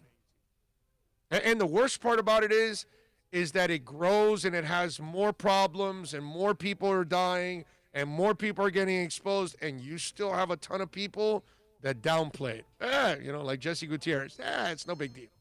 Only 2%. Who cares? When that 2% affects your family, you'll change your tune. You know what's scary with these viruses we know from the past, man? They morph, they improve. This vaccine comes out in another year or two or whatever. If this thing's still lingering, it'll get past that vaccine. You know what I mean? Yeah, I get you. I get you. Yeah. Yep. No, I think you're right, man, that eventually we are all going to get this. Eventually. Sadly. I don't want to get it, but that's what it looks like. Like you're going to end up getting it. That's for damn sure. 786-322-1105. If you want to get in on the text line, that's 786-322-1105. If you want to get in on the text line, you can also reach out to us on Twitter. That's at Big O Show. Follow us there as always, because that's a 24-hour talk show. Let's do this. Let's take a quick break. We'll come back on the other side. Do we got another half hour in there for you? Or where am I going with this now? Actually, we did 40 in the first. We're at an hour and 20. So, yeah, you did, another 40 minutes. All right, let's take a quick break. We'll come back on the other side, baby. Give us 2 minutes live from VSS West Pines, 12397 Pembroke Road. Come on out here, man. CBD. All your CBD needs. Come on out here, baby. America's premium sport compact sedan is at Acura of Pembroke Pines, and this is how we do it. 2020 ILX, $199 a month, $199 at Acura of Pembroke Pines, the #1 volume Acura dealer. Hey, it's Big O. For all of your family dental needs, please reach out to Moody's Dental. I've known Eric for a while, a big fan of our show. Call him at 305-821-0231. Whether it's you or your kids that need some dental help, whether it's implants, Invisaligns, they are the experts. Or if you're just looking to fill a cavity or clean your teeth, or maybe even get a crown, you are going to love the professionalism, the family-like atmosphere. And of course, when you talk about being clean, that's what it's all about in today's society. You are going to go to an extremely clean place. Go to moodyusdental.com, go to the website, follow them on Facebook, Instagram, and Twitter at Moody's Dental. Tell them that Big O sent you. 305-821-0231, or go to moodyusdental.com. Are you tired of watching the same old travel videos on the internet? Well, then check out MikeNoGoZones.com. A travel documentary that's breaking barriers. I go to the places that the media tells you to peer, where no one else dares to go. Baltimore, Opelika, South Side of Chicago, and more. Go to MikeNoGoZones.com. Hey, it's Big O. For all of your CBD, THC, or hookah needs, you got to get on down to VSS West Pines at 12397 Pembroke Road. Yes, they have got legal THC. You've got to check it out. And they've got, of course, when it comes to CBD, flower, tinctures, edibles, for all kinds of reasons, whether it's pain, stress, anxiety, you name it. And don't forget, when you mention my name, you'll get 20% off. Tell the boys out there that I told you to get on down to VSS West Pines, 12397 Pembroke Road, and call them 954-613-3367. Legal THC, CBD, all of your hookah needs. You go to VSS West Pines.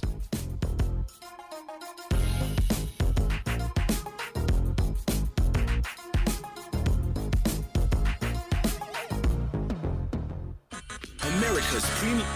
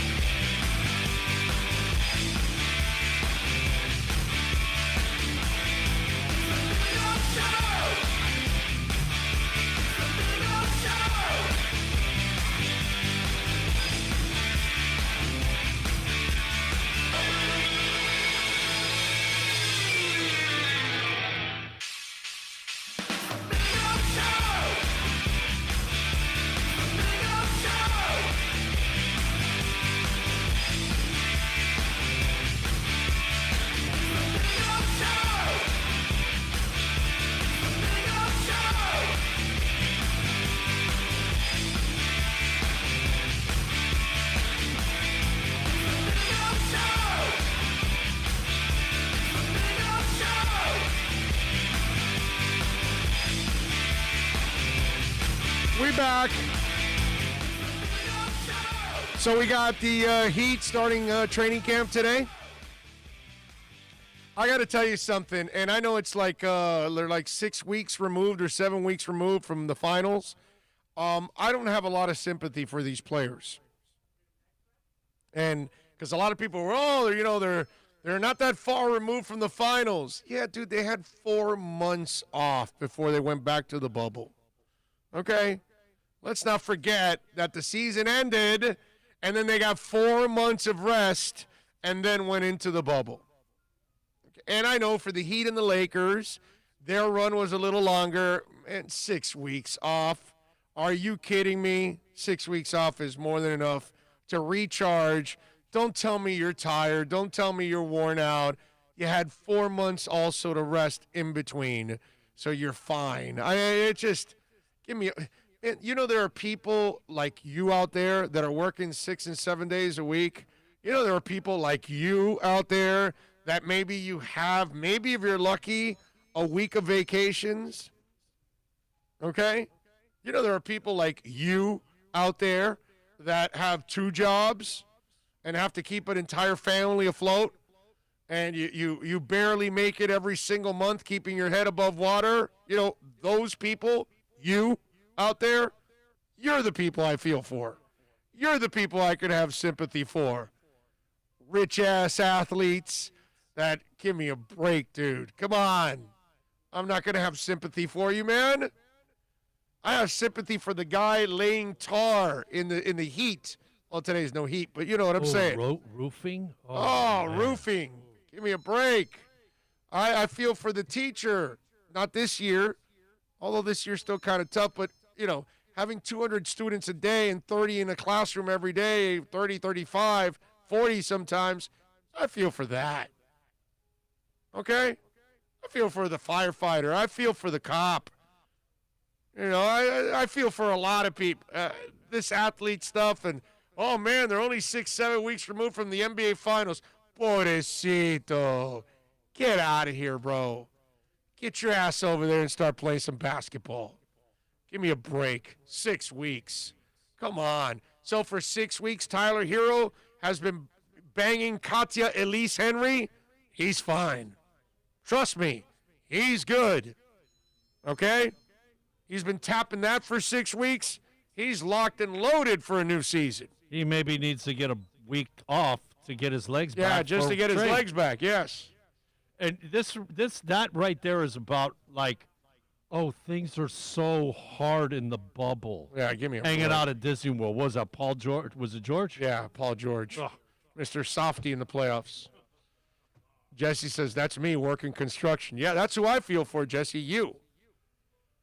Not your opinion of COVID, but you working construction. So, this whole thing, oh, my God, they got to get back. It's the worst thing. How many of you would like 6 weeks off? How many people can actually take 6 weeks off? I mean, this year, they forced people to take 6 weeks off, but they weren't making any money because they were locked in their homes and they lost their jobs and stuff like that. That's usually what happens in our world. If we take 6 weeks off, we lose out on our jobs is usually what happens. You break 6 weeks off. You know what happens with 6 weeks off, though? Yes. It's hard to go back to work because you get so used to being off. Yeah. No, you're right. You're right. You're right. 786-322-1105 if you want to get in. Let me give you a couple of birthdays today in music. Lou Rawls celebrating a birthday today. Lou Rawls, by the way, released more than 60 albums in his career, sold more than 40 million records. Obviously, you'll never find. Rawls, by the way, died of lung cancer back in January 6 of 2006 at the age of 72. Let's see what else. Bette Midler celebrating a birthday today. The actress had the #1 U.S. single in 1989 with Wind Beneath My Wings, and she also played Janis Joplin in The Rose. If you've never seen that movie of Bette Midler, The Rose, that's a hell of a movie, dude. She kind of plays Janis Joplin. I don't think they've ever said that it is Janis Joplin, but they've kind of said a Janis Joplin type of character because it was an embattled character that, she played that the ugly duckling and all that stuff. That Janis was a woman that really never found love and all of that. And so Bette played that part, and and the song "The Rose" is probably my favorite song of Bette Midler of all time. It's a great, great song. So if you've never watched and you like music, watch Bette Midler and The Rose. That's a really, really good movie. Let's see, who else do we have here? Eric Bloom, born on this date in 1944, guitarist, vocalist for Blue Oyster Cult. John Densmore, celebrating a birthday today, drummer for The Doors. Who else do we have here celebrating a birthday today? Sam Reed from Glass Tiger. Don't forget me when I'm gone. Sing it, Bryan Adams. Canada. That's right. Sing it, Bryan Adams. You helped them out, sell that album. Let's see, who else do we have here? Brad Delson, by the way, guitarist with Linkin Park, born in 1977 on this date, also celebrating a birthday. Those are some of the B-days today in music history. If you want to get in, 786-322-1105. Bad Bunny has tested positive for the coronavirus. So he canceled his AMA performance. So unfortunately, he will not be at the American Music Awards. Bad Bunny, whose real name is Benito Martinez Ocasio, was scheduled to sing his hit Ducati with Jay Cortez at the event, but canceled without explanation, leaving many fans disappointed. The singer, however, presented the award for favorite Latin female artist remotely. About that, so my man has got coronavirus. I got a little heads up on music. What do you got? Well, I caught a little bit of it, and it's going to be replayed on WLRN. Pink Floyd in Venice, 1989. Oh, nice. Nights of Wonder, 200,000 people in Venice, man. The way they did it and all the boats and everything, it looked awesome. It was an hour-and-a-half show. I caught the last 20, but it'll be on again Saturday, December 5th at 10 p.m. on channel 2, WLRN 17. Both, you could get it. The other one on Reels. Okay. It's either Saturday or Sunday at 8, 9 o'clock. The first of Black Sabbath breakup. Oh, okay. All the breakups. They haven't done a Black Sabbath. It premieres this weekend. Okay. With Ozzy or Dio? That's the thing. I gotta guess. I gotta give guess. A year what the concert is? No, it's not a concert. It's about the breakup. The breakup shows. Oh, okay. So, okay. I'm gonna guess it's the Ozzy. 79, 80 summer. Yeah. It's gotta be Ozzy. My heart broke because. Yeah, that was it was Kiss, Black Sabbath, Van Halen in that order. U2 was the next one, and that's summer. Man, when they came back and recovered nicely with Heaven and Hell and Mob Rules, oh my God.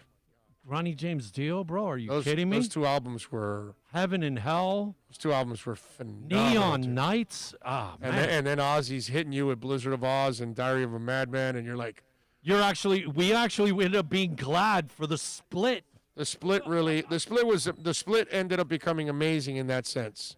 There's no doubt. Black Sabbath had some success early, but never was again the Black Sabbath that they were in the past.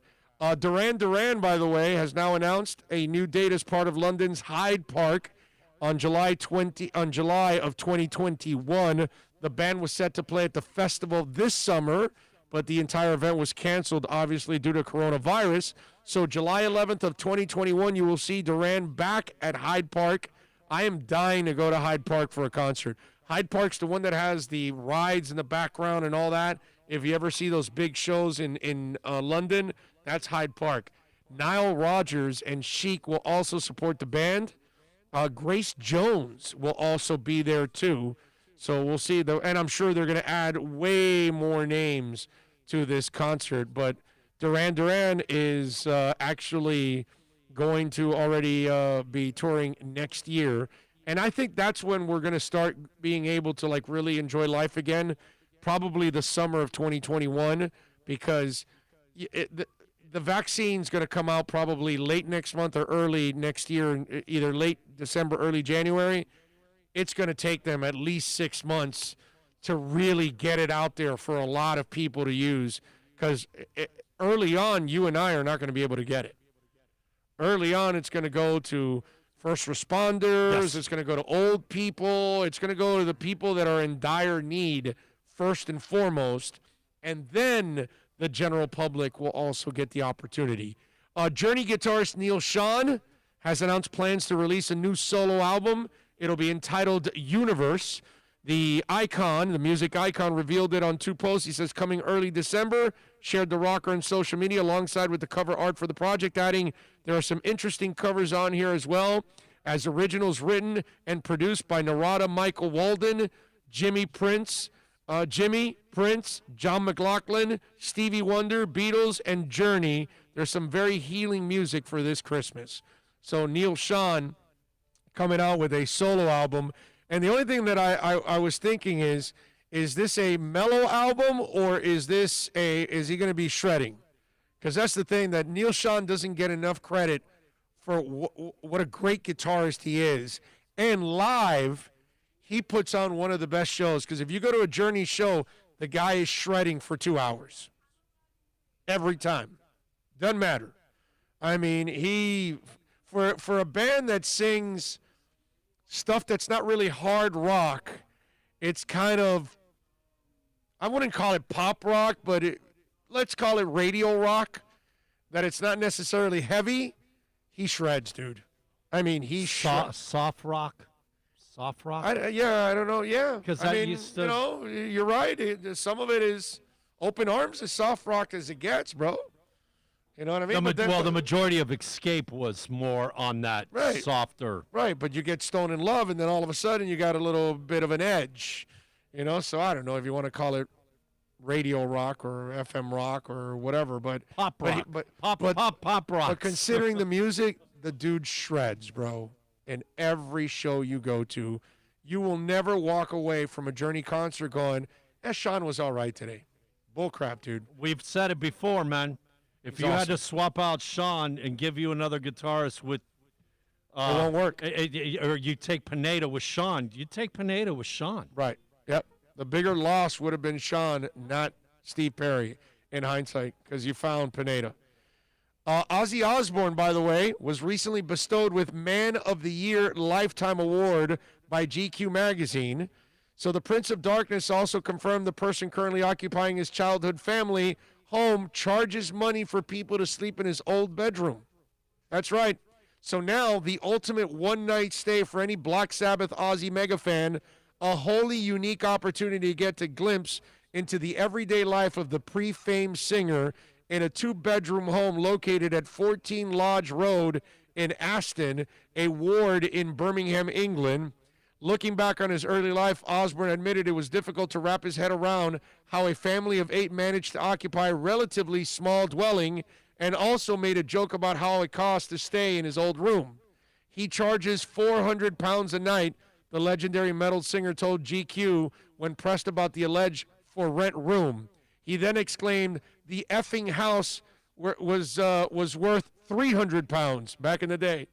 They must be doing an expensive extension on the bathroom, he quipped before noting, I'll tell you what was really weird. I went back to that house many years after I left. When you're little, everything seems massive. But that house was me, my mom and dad, and my 5 sisters and brothers. 8 of us in that house. It's so tiny, I'm going, how the hell did we do this? Sharing another anecdote from his childhood, Osbourne recalled an emotionally cold and distant life. When asked if he was able to tell his parents that he loved them, the singer replied, nope, never. My parents never told me they loved me. That wasn't a thing you did in our house. If I told my sister I loved her, I'd have the piss taken out of me. Even now I say to my older sister that I love her, and she won't say she loves me back. When I was a kid, it was a sign of weakness to tell your parents that you love them. How screwed up is that, dude? I tell my daughter I love her at least like 5 times a day. Doesn't she have a birthday? Tomorrow. That's what I thought. Yep. Tomorrow 10 days before my nephew. tomorrow she's 21. Oh, she's legal. She's 21. Yep. She is 21. She gets to drink legally tomorrow. You remember, how big it was to turn, and for you and me, because of us getting I the fake I was IDs and drinking doing from it. 15. Yeah, but I mean, going we to had already clubs at done the 50. clubs, and it was like really actually, I remember I was in bed home asleep from the night before, and all my friends call, hey, man, let's go out. I'm like, I'm worn out, man. I was out earlier. I rarely went out ever after I was 21. It went backwards for me. Once I became legal, I had partied so much at that point. I was like, no big deal, bro. It's not a big deal to go party. So there you go. You want to stay in Ozzy's home as a child, you can actually do that, which is absolutely amazing to do something like that. That is funny. All right, 786-322-1105. If you want to get in, that's 786-322-1105. If you want to get in on the program, yes? Do you have any interest in our coach? Yeah, let's do that. Let's hear from Coach Flo. Yesterday, he addressed the media, and let's get Coach Flo's thoughts, and I'll obviously give you my thoughts on his comments. Let's hear from Mr. Brian Flores.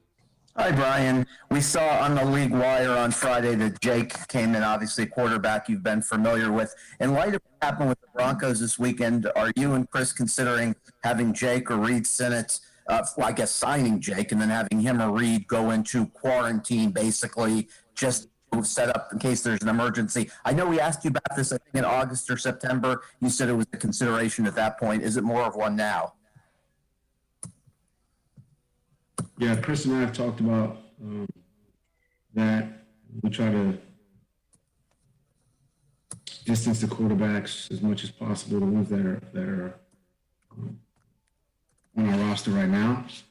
I think the intensive protocol helps that a great deal. And the time they're here together is when we're on the field.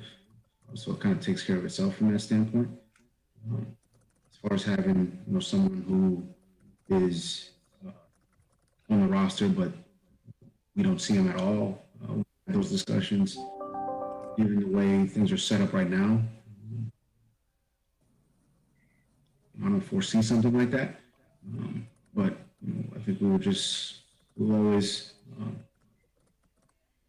try to stay ahead of things. Obviously, if we want to bring someone in, there's a whole COVID protocol that we don't necessarily visit with the guy. Once he takes a test, it's a visit. So, and then there's 5, 6 tests after that. So, look, Chris, myself, Brandon, our coaching staff, we go through every scenario, and we'll always try to do what's best for the team.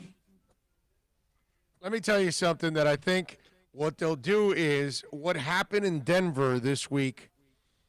And the funny part is all the quarterbacks tested negative today. And Mike Kliss, my buddy out there in Denver, reported that, if they would have delayed the game, they probably could have played it today instead. And so Denver ends up obviously getting throttled because they've got a wide receiver. But, again, this is the Dolphins being really smart now. So you bring Jake Ruddick in and you have Sinnett. So now you have a couple of guys. I don't have any extra info on this. I'm not telling you that this is the law and that's what's going to happen. But here's my professional guess on this. They have learned from that situation from Denver that if one of their quarterbacks gets sick and he's in a room with everybody, all the other quarterbacks, then everybody goes on quarantine at that point, right? Because either you have COVID or you were next to somebody with COVID, so now you've got to be on quarantine for several days to make sure that you don't test positive. Like the Ravens, they were testing positive I think it was 8 straight days that they had a positive because it lingers, and everybody's different. It might come out on you in one day. Bill, it comes out 3 days later. Jose comes out 6 days later. That's just the way it is. You just never know, right? So this is what I'm thinking now. I'm thinking that they're going to have those two young guys, Sinet and Ruddick. Those guys will be in the QB room, but they'll be there, guess how? Virtually.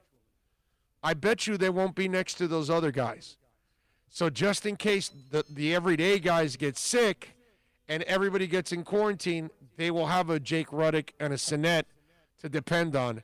Not that those guys are going to get you anywhere. Not that they're going to bail you out, because you know that and I know that the guys you pick up from the street aren't really going to save your season.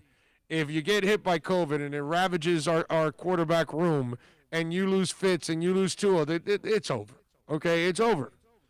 But I think something tells me that they're going to – I think them and a lot of other teams saw what happened with Denver, and they're probably now – and I think that's what's going on now – they're taking a proactive approach to this and say, okay, we can't get caught the same way without a quarterback. Let's have a guy that at least is distance away from everybody else, still learning, still watching, still going through all the meetings, but maybe virtually, and we can keep him away. And then when we practice him on another field.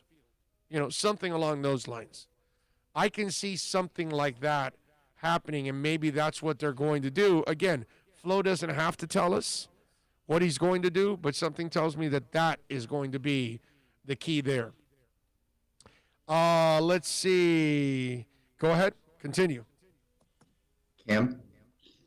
Hey, Flo. Good afternoon. I guess when we're heading into December, a lot of these games become a little bit more amplified for a lot of reasons. I know you're one day at a time guy, but if there's anything that you want to see from your team in December, is there anything particular that you want them to show you as things could hit this stretch run before the year's up?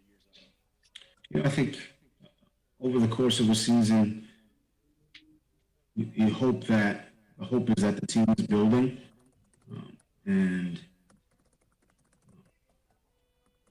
I think execution is probably the thing that you need at this time of year. Again, everyone has 11 games on everyone else, 11 or more. Have a pretty good feel for what teams do well, what they don't do well, and it's about execution. So it's about the fundamentals and techniques that we talked about in training camp, that we continue to talk about throughout the course of the season, and staying on top of those, and then building on the schemes that we've run offensively, defensively in the kicking game, and really executing them at a high level. But there's a pretty good chance that our opponent has an idea of what we're going to do. So our execution's got to be at a high level at this time of year for every team, not just us. Josh? Hey, Flo, I know everything's virtual today, but I was wondering if you anticipate or any update on Myles Gaskin possibly returning, and if he does, or whenever he does, how you think that would benefit having him back with the offense? Well, obviously, it would benefit us. Myles is a productive player for us, running the ball in the pass game, protection. I played a little bit of the kicking game as well, so he's productive. He helps us. He's doing everything he can to get back as soon as he can. Obviously, he was out of practice last week, so that's a step in the right direction. And we'll just take one day at a time and see how he feels throughout the course of the week. We got to see him in practice. Look, he's doing everything he can to get out there. Omar? I wanted to ask you about the Jesse Davis at right guard and Kind of freezing up a little. Robert Hunt at right tackle. Okay. I want to ask about the offensive line with Jesse Davis at right guard and Robert Hunt at right tackle. Did they? How much did they contribute to the success you had running the ball at the end of the game, if at all any? Well, it's a team game, so they certainly contributed, as did, really everyone on the offense at the end. Line, the running backs, the tight ends, the receivers. Fitz had a run there at the end, so everyone contributed. I think across the offensive line and offensively and defensively and in the kicking game, there's some things that we could have done better. We'll get those corrected. And, Jesse, he's a captain on our team. He's played a lot of different positions. He's played well. I think you mentioned Robert Hunt. He's a young guy who's gone in there and played well. Hasn't been perfect, but two hardworking guys who when they do make mistakes, they try to get them corrected quickly, like a lot of guys on this team. So we'll help them do that and hopefully get better in a lot of areas. Adam? I had a question again about the COVID situation. There's a chance the Ravens might have to play tomorrow without practicing for 10 straight days. Is that something that you ever envisioned when this whole thing came up? And do you think maybe the league needs to reevaluate how they might put teams at risk for having to practice without even seeing each other for a week, or play without even seeing each other for a week and a half? Well, I think these are very different times than any of us have ever been through. The league's really a good job, honestly. Working with the teams and trying to get games played.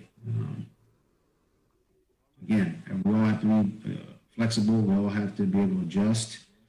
But at the same time, we want to keep the players safe. We want to keep the coaches safe. We want to keep everyone in the building and each facility safe.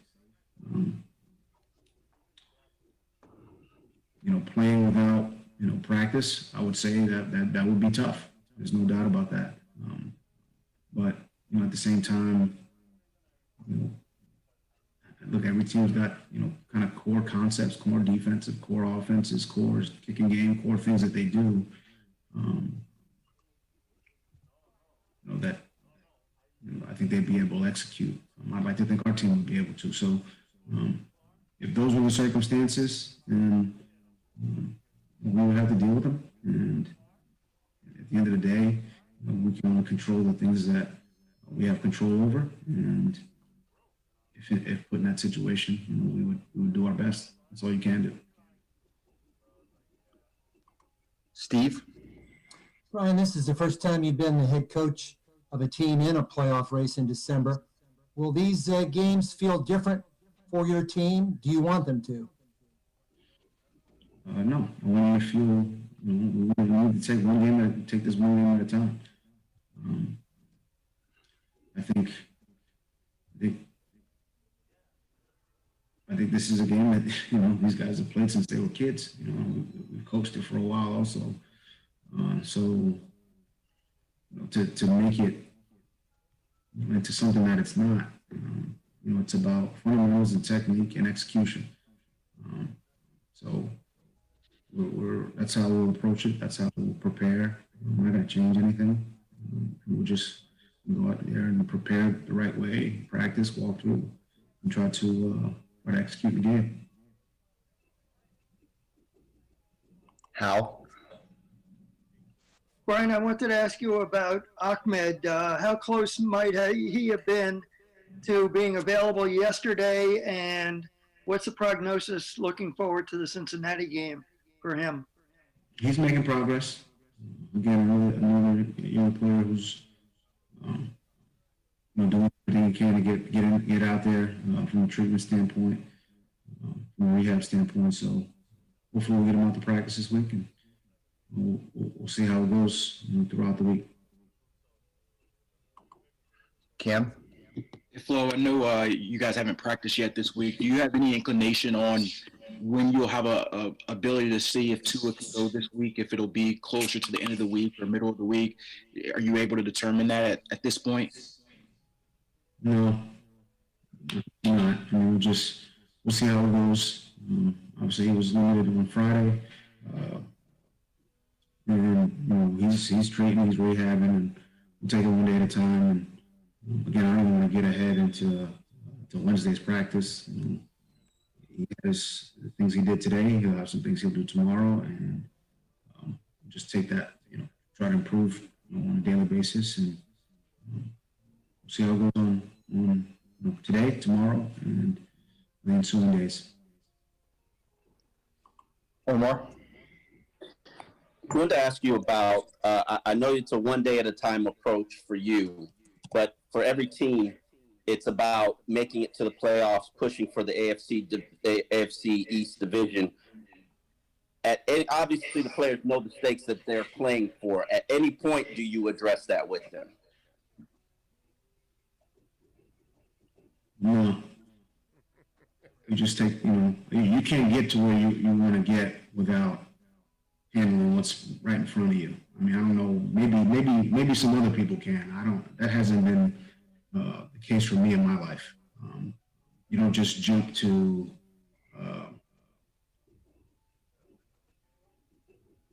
graduations and things like that. It doesn't just happen. You have to deal with what's in front of you. That's just been my approach. So I understand the question. I know you say that every other team's thinking about it. Maybe you know more than I do. From that standpoint, my dealings with coaches around this league and players around this league is that they try to deal with what's in front of them and don't think about what's 4 or 5 games down the road. That's my experience, but that's just me. And maybe you've had some situations where you've been able to kind of skip steps, or I don't know. I don't go that. I haven't been able to do that. So we're just going to focus on this next week. We got a big game against the Cincinnati Bengals. That's the one. It's a 1-game season. That's the approach we're going to take. And if somebody else wants to approach it differently, by all means. But I don't see any reason why anyone would approach it any differently than a 1-game season. Just my thought. You could try to get this guy to get ahead of himself, and they've tried many times. Omar tried there again, and everybody else has tried to get him, hey, let's move Tua ahead, let's move the team ahead, let's talk about down the line. And I got to tell you something, he's doing it the right way. There's no reason to talk about the Bills game at the end of the season. There's no reason to talk about the playoffs right now. None of that. And the coaches, I got to tell you, Brian Flores phrases it the right way. You can't worry about tomorrow unless you take care of today. And he's right. Because if you drop the Denver game, right, well, what if you drop the Bengals game and you're talking about the playoffs? What about if you drop the Vegas Raiders game and you drop the Bills game and you drop the Patriots game and you kept talking about the playoffs? So take care of business first, right? Stay focused on, because the world is about distractions, right? If you're a parent and you've got to do things at home, you got kids, you got bills, you got family, you got work, you got your friends, you got all kinds of distractions. You're at work, you've got all kinds of distractions. That's how life is, okay? And you've got to try to overcome, and you've got to compartmentalize those things. And that's what he's doing now. He wants his team completely focused on beating the Bengals. And listen, remember this. They started 0-7. But since that point, you're talking about a team that is 12-8. Okay? So 12-8 in their last 20 games. That's pretty damn good. And why? Because this is how he feels things need to be done. And if it works for him, it makes a lot of sense. I think it makes all the sense in the world, because sometimes you get ahead of yourself and you win a bet or two, and you've got 4 other bets, but you're feeling really good, and you're thinking, oh, man, I complete this today. I'm going to go buy this, that, this. And by the end of the day, you ain't buying crap because you lost out on all the other games. But you were already spending the money you didn't even win yet. You ever done that? Everybody's done that, right? Oh, yeah, no, I'm going to win this. I feel great. Hours later, you're like, oh, man. You're eating ramen noodles. I had it, man. I had it. You got ahead of yourself. And that's kind of what he wants to avoid. He doesn't want people to get ahead of themselves, then the bottom drops out, and it's like, well, you were thinking about this when you should have been thinking about that. And I don't blame him for that. Go ahead with the coach. I got time for one more. We'll go to Adam. Yeah, excuse me. Coach, I want to ask you a bit about the offensive line. I'm curious What do you kind of credit the pass protection issues the last 2 weeks to? Are some of these rookies, do you think, starting to hit the wall? Is that something that happens, or what happened the last couple of weeks? I think we have to play better. I think, as a whole, our communication up front's got to be better. I think our recognition of what we're seeing has got to be better. And they understand that. We talked about it. It isn't just one group or one player. I think we need to do, a lot better on all three sides of the ball. I think, there's a lot of things that we are doing well. I thought we finished the game well. And, fourth quarter time of possession and first downs and the run game in the fourth quarter. In those critical moments, I think that's something that was encouraging. Defensively, I think keeping them out of the end zone was encouraging. Kicking game, I think the way Jason kicked it, from a field goal standpoint, it's encouraging. Some other things, obviously, that weren't as encouraging. We're going to try to get those fixed, those rectified. We have a hardworking group. They want to help each other have success. It's important not only for them, but for their teammates. So there's a lot of incentive to try to get it right. And that's what they've been doing, and I'm sure they'll continue to do. That's the head coach, Brian Flores. We're going to hear from Chan Gailey, the offensive coordinator, in just a minute here when Bill is ready. Remember, the Dolphin-Raiders game moved to December 26th, so they'll play on a Saturday at 8:15. It'll be on NFL Network. It'll be on Channel 10. The Ravens-Steelers game was postponed till Wednesday, so they'll play tomorrow at 3:40 in the afternoon. That's crazy stuff, dude. 3:40 in the afternoon. Good morning, Chan. All right, you ready? All right, let's hear from the Dolphins' offensive coordinator, Chan Gailey. Good morning, Chan. Question is, how's Tua feeling, and how difficult was it for him not to play last week? I think we kind of all realize how competitive he is, and I didn't really get a chance to talk to him, after the game about how he felt, but just knowing him, I know it really he wanted to play. I don't know till we get back into the office Wednesday exactly what the status is, but I know he's working hard to get ready. He's a tough guy. Barry? Hi, Chan. Just wanted to ask your thoughts on slot receiver. I know Antonio Callaway only had maybe a half dozen catches out of the slot for Cleveland. Do you view him as a viable slot option the rest of the season? Where's Lynn in his development? And your thoughts on Malcolm, who seemed to be playing well, obviously, before getting hurt. Yeah, we've got some options there, and obviously we have to be able to use everybody at our disposal here. We try to not pigeonhole too much where guys are going to be. We know Devontae's been more of an outside guy, but we have played him inside, and we can still do that. He's good in there. He's done it, and he can go make some plays inside in the slot. So we try not to pigeonhole guys, but I think that as the rest of the season unfolds, we're going to have to use these other guys in different and varied ways to be able to move the football in the best way. So we got to use them all. It's not going to be, Malcolm's come a long way, Lynn's come a long way, Antonio's learning as he goes, but it's going to take everybody. You get the feeling, and this is a guy that I thought was going to contribute a little bit more early on in Antonio Callaway, and the fact that he has not had a bigger role, that tells me that mentally he is struggling with his responsibilities right now, and that they don't trust him yet. So he's not in a comfort zone. Chan's not in a comfort zone, and that's probably why you're not seeing a lot of Antonio Callaway.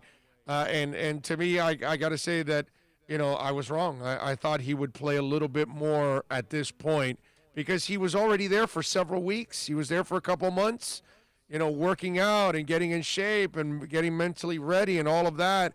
And you were around the playbook already. You know what you were going to do, but yet it hasn't come through for you. And so to me, that tells me that mentally he must be behind right now.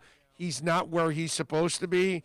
And he's going out when he's supposed to go in. He's going deep when he's supposed to go short or whatever, or he's not picking up the blitz or something's going on that he's not doing things the right way because it's not a physical thing. It's got to be a mental thing right now with Antonio Callaway. Go ahead.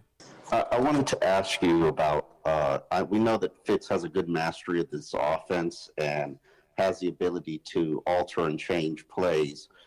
Does Tua have that same level of mastery and same ability to change plays? Not to the level of Fitz. Very few people have that, that ability. He's an amazingly smart guy, and Tua hadn't been in the offense 6 games yet. It's like comparing apples and oranges. Is he where Fitz is? No, he's not. But has he come a long way, and is he making progress? Yes, very definitely. Armando? Hey, Jan. So what is wait, stop it there a second. Just to elaborate a little bit on that point. There was a good question by Omar, but there's no surprise in the answer. One guy's 17 years in, the other guy is 7 games in. There's a huge difference here. So Fitz is supposed to understand the offense and defenses better. Fitz is supposed to have a better command of the offense and being able to use the audibles. And obviously, a guy like Tua is not going to see everything and is not going to be able to register everything on the fly like Fitz is. Okay? That's where that's where we get into the fork in the road, and you're going into 2 areas. But it's normal, folks. The kid's a rookie. You got to give Tua a couple years before he's at Fitz's level mentally. So there's really no surprise in the answer. But a good question for Omar because it kind of sets up the stage for everything else. Go ahead. Identity of the offense right now? I think it's week by week. We're one of those offenses that tries to take what the defense gives us. I don't want to pigeonhole who we are offensively. I think we try to run the ball effectively. We throw it when we need to throw it, and we got to throw it. We got to be more consistent with what we're doing. So if people are going to stack the box and we have to throw it, then we're going to throw it. If they play soft and let us run it, we've got to be able to run it effectively. It gets back to execution and being consistent with the things we're trying to get done. It's I don't like to worry about too much about identity. I want to make sure we're just being consistent and moving the ball on a consistent basis. Now, let me explain something here on this identity stuff. And also for those that may want to pick on Chan Gailey, that too, and maybe people that want to pick on the offense. First of all, this is what I would say to anybody, including my boy Armando, great dude, but this team is not supposed to have an identity. I know some of you are going, well, what do you mean, oh? Come on, bro. I mean, they're 11 games into 11 games into a season. How do they not have an identity? Well, here's the thing. A lot of people want more points. They want more explosiveness on the offense. Let's take an inventory of what's going on. You got a journeyman quarterback or a rookie. Either way, you don't have anything special right now at quarterback. Tua, I think, will be special, but not right now. He's a rookie. You have an offensive line that has 3 rookie linemen in it. and no other Pro Bowlers, because it's not like Eric Flowers or Ted Karras is considered a Pro Bowler. So 3 rookies, no Pro Bowlers, no studs. Flowers has done a good job. Karras has been serviceable. Again, no superstars. You have no number 1 wide receiver because Parker is hurt right now to the point he's playing and he's toughing it out and he's a possession guy, but he's not stretching defenses. No vertical threat at all. Nothing. And Preston Williams is out. And remember, the guy that was vertical was Albert Wilson. He chose not to play because of COVID. The possession guy that could help you move the chains, Alan Hearns, chose not to play because of COVID. Okay? So you're depleted also, and you're not the same team that you would have been on offense with those guys. So let me ask you something. You don't have any greatness at quarterback. You're not great on the offensive line. You have no running back. You don't have a number 1 back. Gaskins had his moments. DeAndre Washington did a nice job this weekend, but they're not studs. So you don't have a running back that can scare anybody. Your wide receiving core fails to have top-end speed. Your offensive line can pass block, but not really run block. And your quarterbacks are just guys right now. So let me ask you something. How are we supposed to have some kind of an identity? And how in the world are we supposed to expect them to go out and put up a bunch of points? They're 7-4. That's what I would tell you, just like the idiots that we had on Sunday complaining, it wasn't a strong enough win. We struggled early on, beat the Jets. Dude, they dominated the Jets. They beat them 20-3. That game was never in doubt. Yes, I know, it's not the prettiest game in the world, but it's a win. It's a win. Yesterday I said on the show, on the other show I have, so the Dolphins go and they beat the Jets, right? Well, the Cards are trying to work on a playoff position, and they went and lost to a bad Patriots team. The Rams, you thought they were playing well and they were trending up. They lost to Nick Mullins and the 49ers. The Raiders, the team that lost the playoff spot that Miami gained, they lose to a suck-ass Falcons team 43-6. I mean, a win's a win, dude. The Jags suck. You remember the Dolphins dominating the Jags. Do you know that the Cleveland Browns improved to 8-3? Do you think that their fans are complaining that they only won against the Jags 27-25 or that they just won? They won. They're 8-3. So people need to pump the brakes on all this bullshit about, we need to have an identity. We need to have a great offense. Why? They're not good. They focused on defense this past offseason and the offensive line. Next year, trust me, running backs, receivers will be a focus in the draft. I guarantee you that. Go ahead, Bill. Yeah, hi, Chan. In light of what happened in Denver, obviously all the quarterbacks missing the game, some teams are separating their third quarterback from meetings and all that. I was just curious, do you guys take any precautions like that or beyond the normal mask wearing and all that? Well, the thing about it is we're right now in the situation that we're in, we're all separated. We're doing all the meetings from home. We're doing everything, we spread out at practice. So it seemed like a moot point at this time, to talk about that, because we do try to keep them separated at practice where they're not standing huddled together without proper precautions. So meetings from home are kind of handling the separation there. Right, time to keep them separated. Hello, Chan. I want to sort of revisit a topic that we talked about a little bit last week at various points about contested catches and the quarterback having the confidence to trust his receiver to make a play. We saw Fitz do that with Gesicki and Parker on Sunday in New York. Where is Tua now in his development toward having that confidence, and how do you bring him along to get him to make those throws that receivers have to make the play? Yeah, I think there's a couple things involved there. I think one, Fitz had last year with all these receivers. So he knows, what to expect and how to read them and how to read body language and know break points and things like that.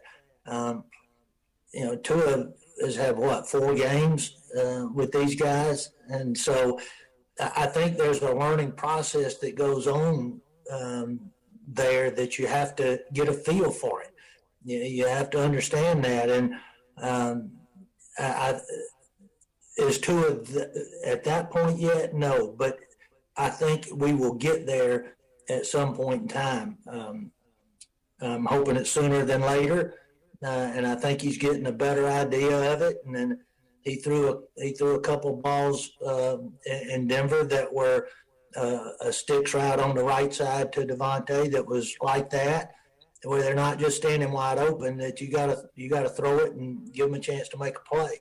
So I think we're getting there, but we don't have that kind of experience yet with these receivers, with each of the guys yet to be able to do that.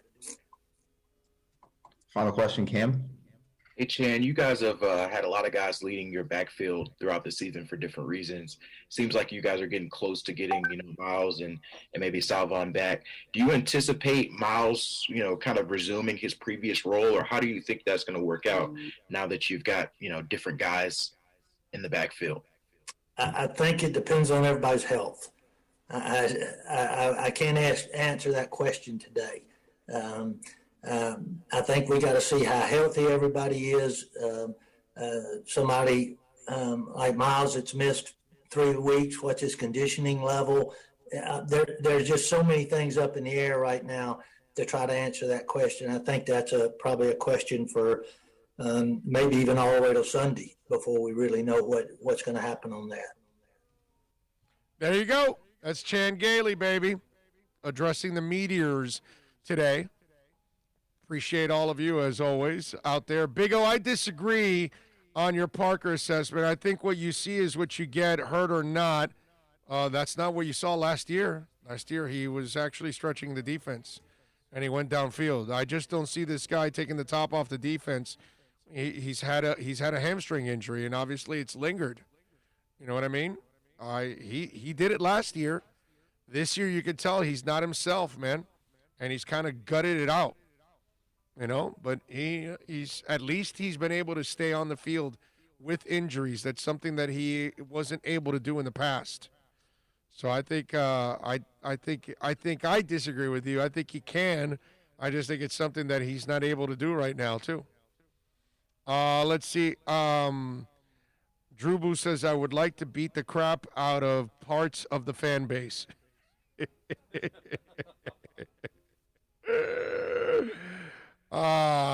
Jin Najis says, fins up. Yep, a win is a win, even if it's ugly. That's where I disagree with people. When you beat the Jets 20-3, it's not ugly. That's pretty. When you pound the Jets and they only score 3 points on you in 8 quarters, and you go 2-0 and you sweep the Jets, it's not ugly. It's pretty. 20-3 is an ass-kicking in any way, shape, or form that you see it. And here's the other thing. You know what I love about those people that complain about an ugly win? Which any Jet win is a beautiful win. Jet route is awesome. Okay, let me ask you. Was the game ever in doubt? I never, ever, at any point, ever felt like the Jets were ever coming back in that game or ever going to challenge the Dolphins. You said it felt like the Chargers game. Same thing. A total emulation of what transpired that Sunday. Same exact game. Never felt that was in doubt either. And I never felt that game was in doubt. So I don't really understand how people make a big deal out of all of this. And it's an ugly win. Dude, it's 20-3. You beat them by 17 points. They scored 3 points on you in 2 games. 8 quarters, 3 points. I mean, give me a break. Nothing ugly about shutting down the Jets and kicking their ass twice. I'm sorry. I disagree completely on that. And any Jet win is a sweet-ass win for Dolphins. And especially you're 7-4. That's the other thing. And somebody told me, oh, you know, it's an ugly win. And they're 7-4. This isn't the BCS where you need style points. Oh, no, you didn't beat them by 35. You know, no, you only beat them by 13. It's not that good of a performance. This is the NFL. I just read you a couple of games of teams that had to win games, and they lost them. And even one lost it badly. I doubt Cleveland fans are worried about the win over the Jags. They're just happy they won, and they're happy they're 8-3. You should all be ecstatic that the Miami Dolphins are 7-4, dude. That is an awesome record. And especially for a team in its second year in a legit rebuild. Alex says, hey, how's it going? A buddy of mine thinks that we should go after Stills. Yeah, that's not going to happen. What's he going to do, have Jay-Z in the background playing when he signs him? Is that what you do? Hey, Kenny, you want to play with us? How do you like my Jay-Z song? Nah, not going to happen, bro. That won't happen. I do not think so. Maybe he doesn't even want to sign. Remember, he took a shot at Stephen Ross, too. I just, no. The Dolphins try to sign him so that That's Flo it. can Those play are Jay-Z, that's- and Stills thinks I'm going back to Miami. I'm going to show up the owner. Alex seems to ask me these questions because he seems to have a lot of friends that are just like those silly-ass Dolphins that, like, they just want to buy every player that becomes available, they want to trade for him, every player. That's just the way it is because they're programmed for all the stupidity that they did for the last 20 years. Maybe he asked the question so that he could go back to his friends with the recording. Hey, look, Big O says you're a dumbass. Yeah, pretty much. Gio says, Big O, do you expect the Dolphins to be 7-4 and in the playoffs at this time of the season? Hell no, dude. Hell no. I picked them to go 8-8 on the year. So that means I did not expect them to be 7-4. That's why I'm super happy, bro. That's why when that game was over on Sunday, I was ecstatic, man. I was baffled by people complaining about a win. I'm baffled about anybody complaining or bitching when the Dolphins are 7-4. Way better than I expected. You know, I picked them at 8-8 because I thought that they could win 8 games. They got a shot at winning more than 8 games. I think they could win 9 to 10 games now. It's freaking awesome. I mean, I'm telling you, Coach Flores deserves Coach of the Year honors. I don't know if he gets it, but he should be in the mix for Head Coach of the Year. What Brian Flores is doing is awesome. We got to be talking about X, Defensive Player of the Year. We got to be talking about Flo, Head Coach of the Year. We got to be talking about Chris Greer, Executive of the Year. I mean, there's a lot of things to really, be proud of. There's a lot of things to point out and say, hey, man, this team's accomplishing a lot. And in a very difficult offseason, they have accomplished a lot because nobody had these guys at 7-4. Nobody's really talking playoffs for this team. And somehow or another, in their second year of an absolute teardown, look where they're at right now. And they got a great, and they should be 8-4 by Sunday. 8-4. 8-4. Wow. That's awesome. So, I never, ever thought. Jin now just says, yep, no complaining about 7-4. I predicted 7-9. There you go. Gio says Flores and Greer are a good combo. Yeah, they're a great combo right now, man. If we're on this pace, it's a great combo. All right, we got to wrap it up here on the show out here at VSS West Pines. We thank all of you out there for always tuning in. I would just like downloading the show, by the way. I'm glad this last third hour segment because you did hit the 1 hour mark. Oh, we did? Yeah. you were kind of slipping, and not we were slipping. We're trying to make you human. Right. And here, you're back to being and non-human while you're on the air. Yep. So we did what, like, how much today? 2 hours? I'm 3 looking hours? at 2:20, 2:30. All right, so 4 hours and 20. All right, not bad. Not bad. Killer Pearl Jam shirt, by the way. Oh, thank you. Thank you. I was noticing the labeling and stuff. Very 1970 TV. Yeah. That's why I bought it. I loved Like it. a when I game saw show. it. A game show, you Yeah, know. when I saw the it, I price go, is yeah. right. No, that's Pearl So Jam. throwback. Yeah, I'm with you. I loved it. It just reminds me of us missing out on San Francisco. Yeah, I know. Yeah, we had tickets for 2 concerts at in Oakland, actually, at the old place where the Warriors played at. That arena's still there, the Oracle or whatever it's called. Oracle Arena, I think. Yeah, I think it's called. We would have that. had an opportunity to hang out with NorCal and everything. That's right. Yeah. Yep.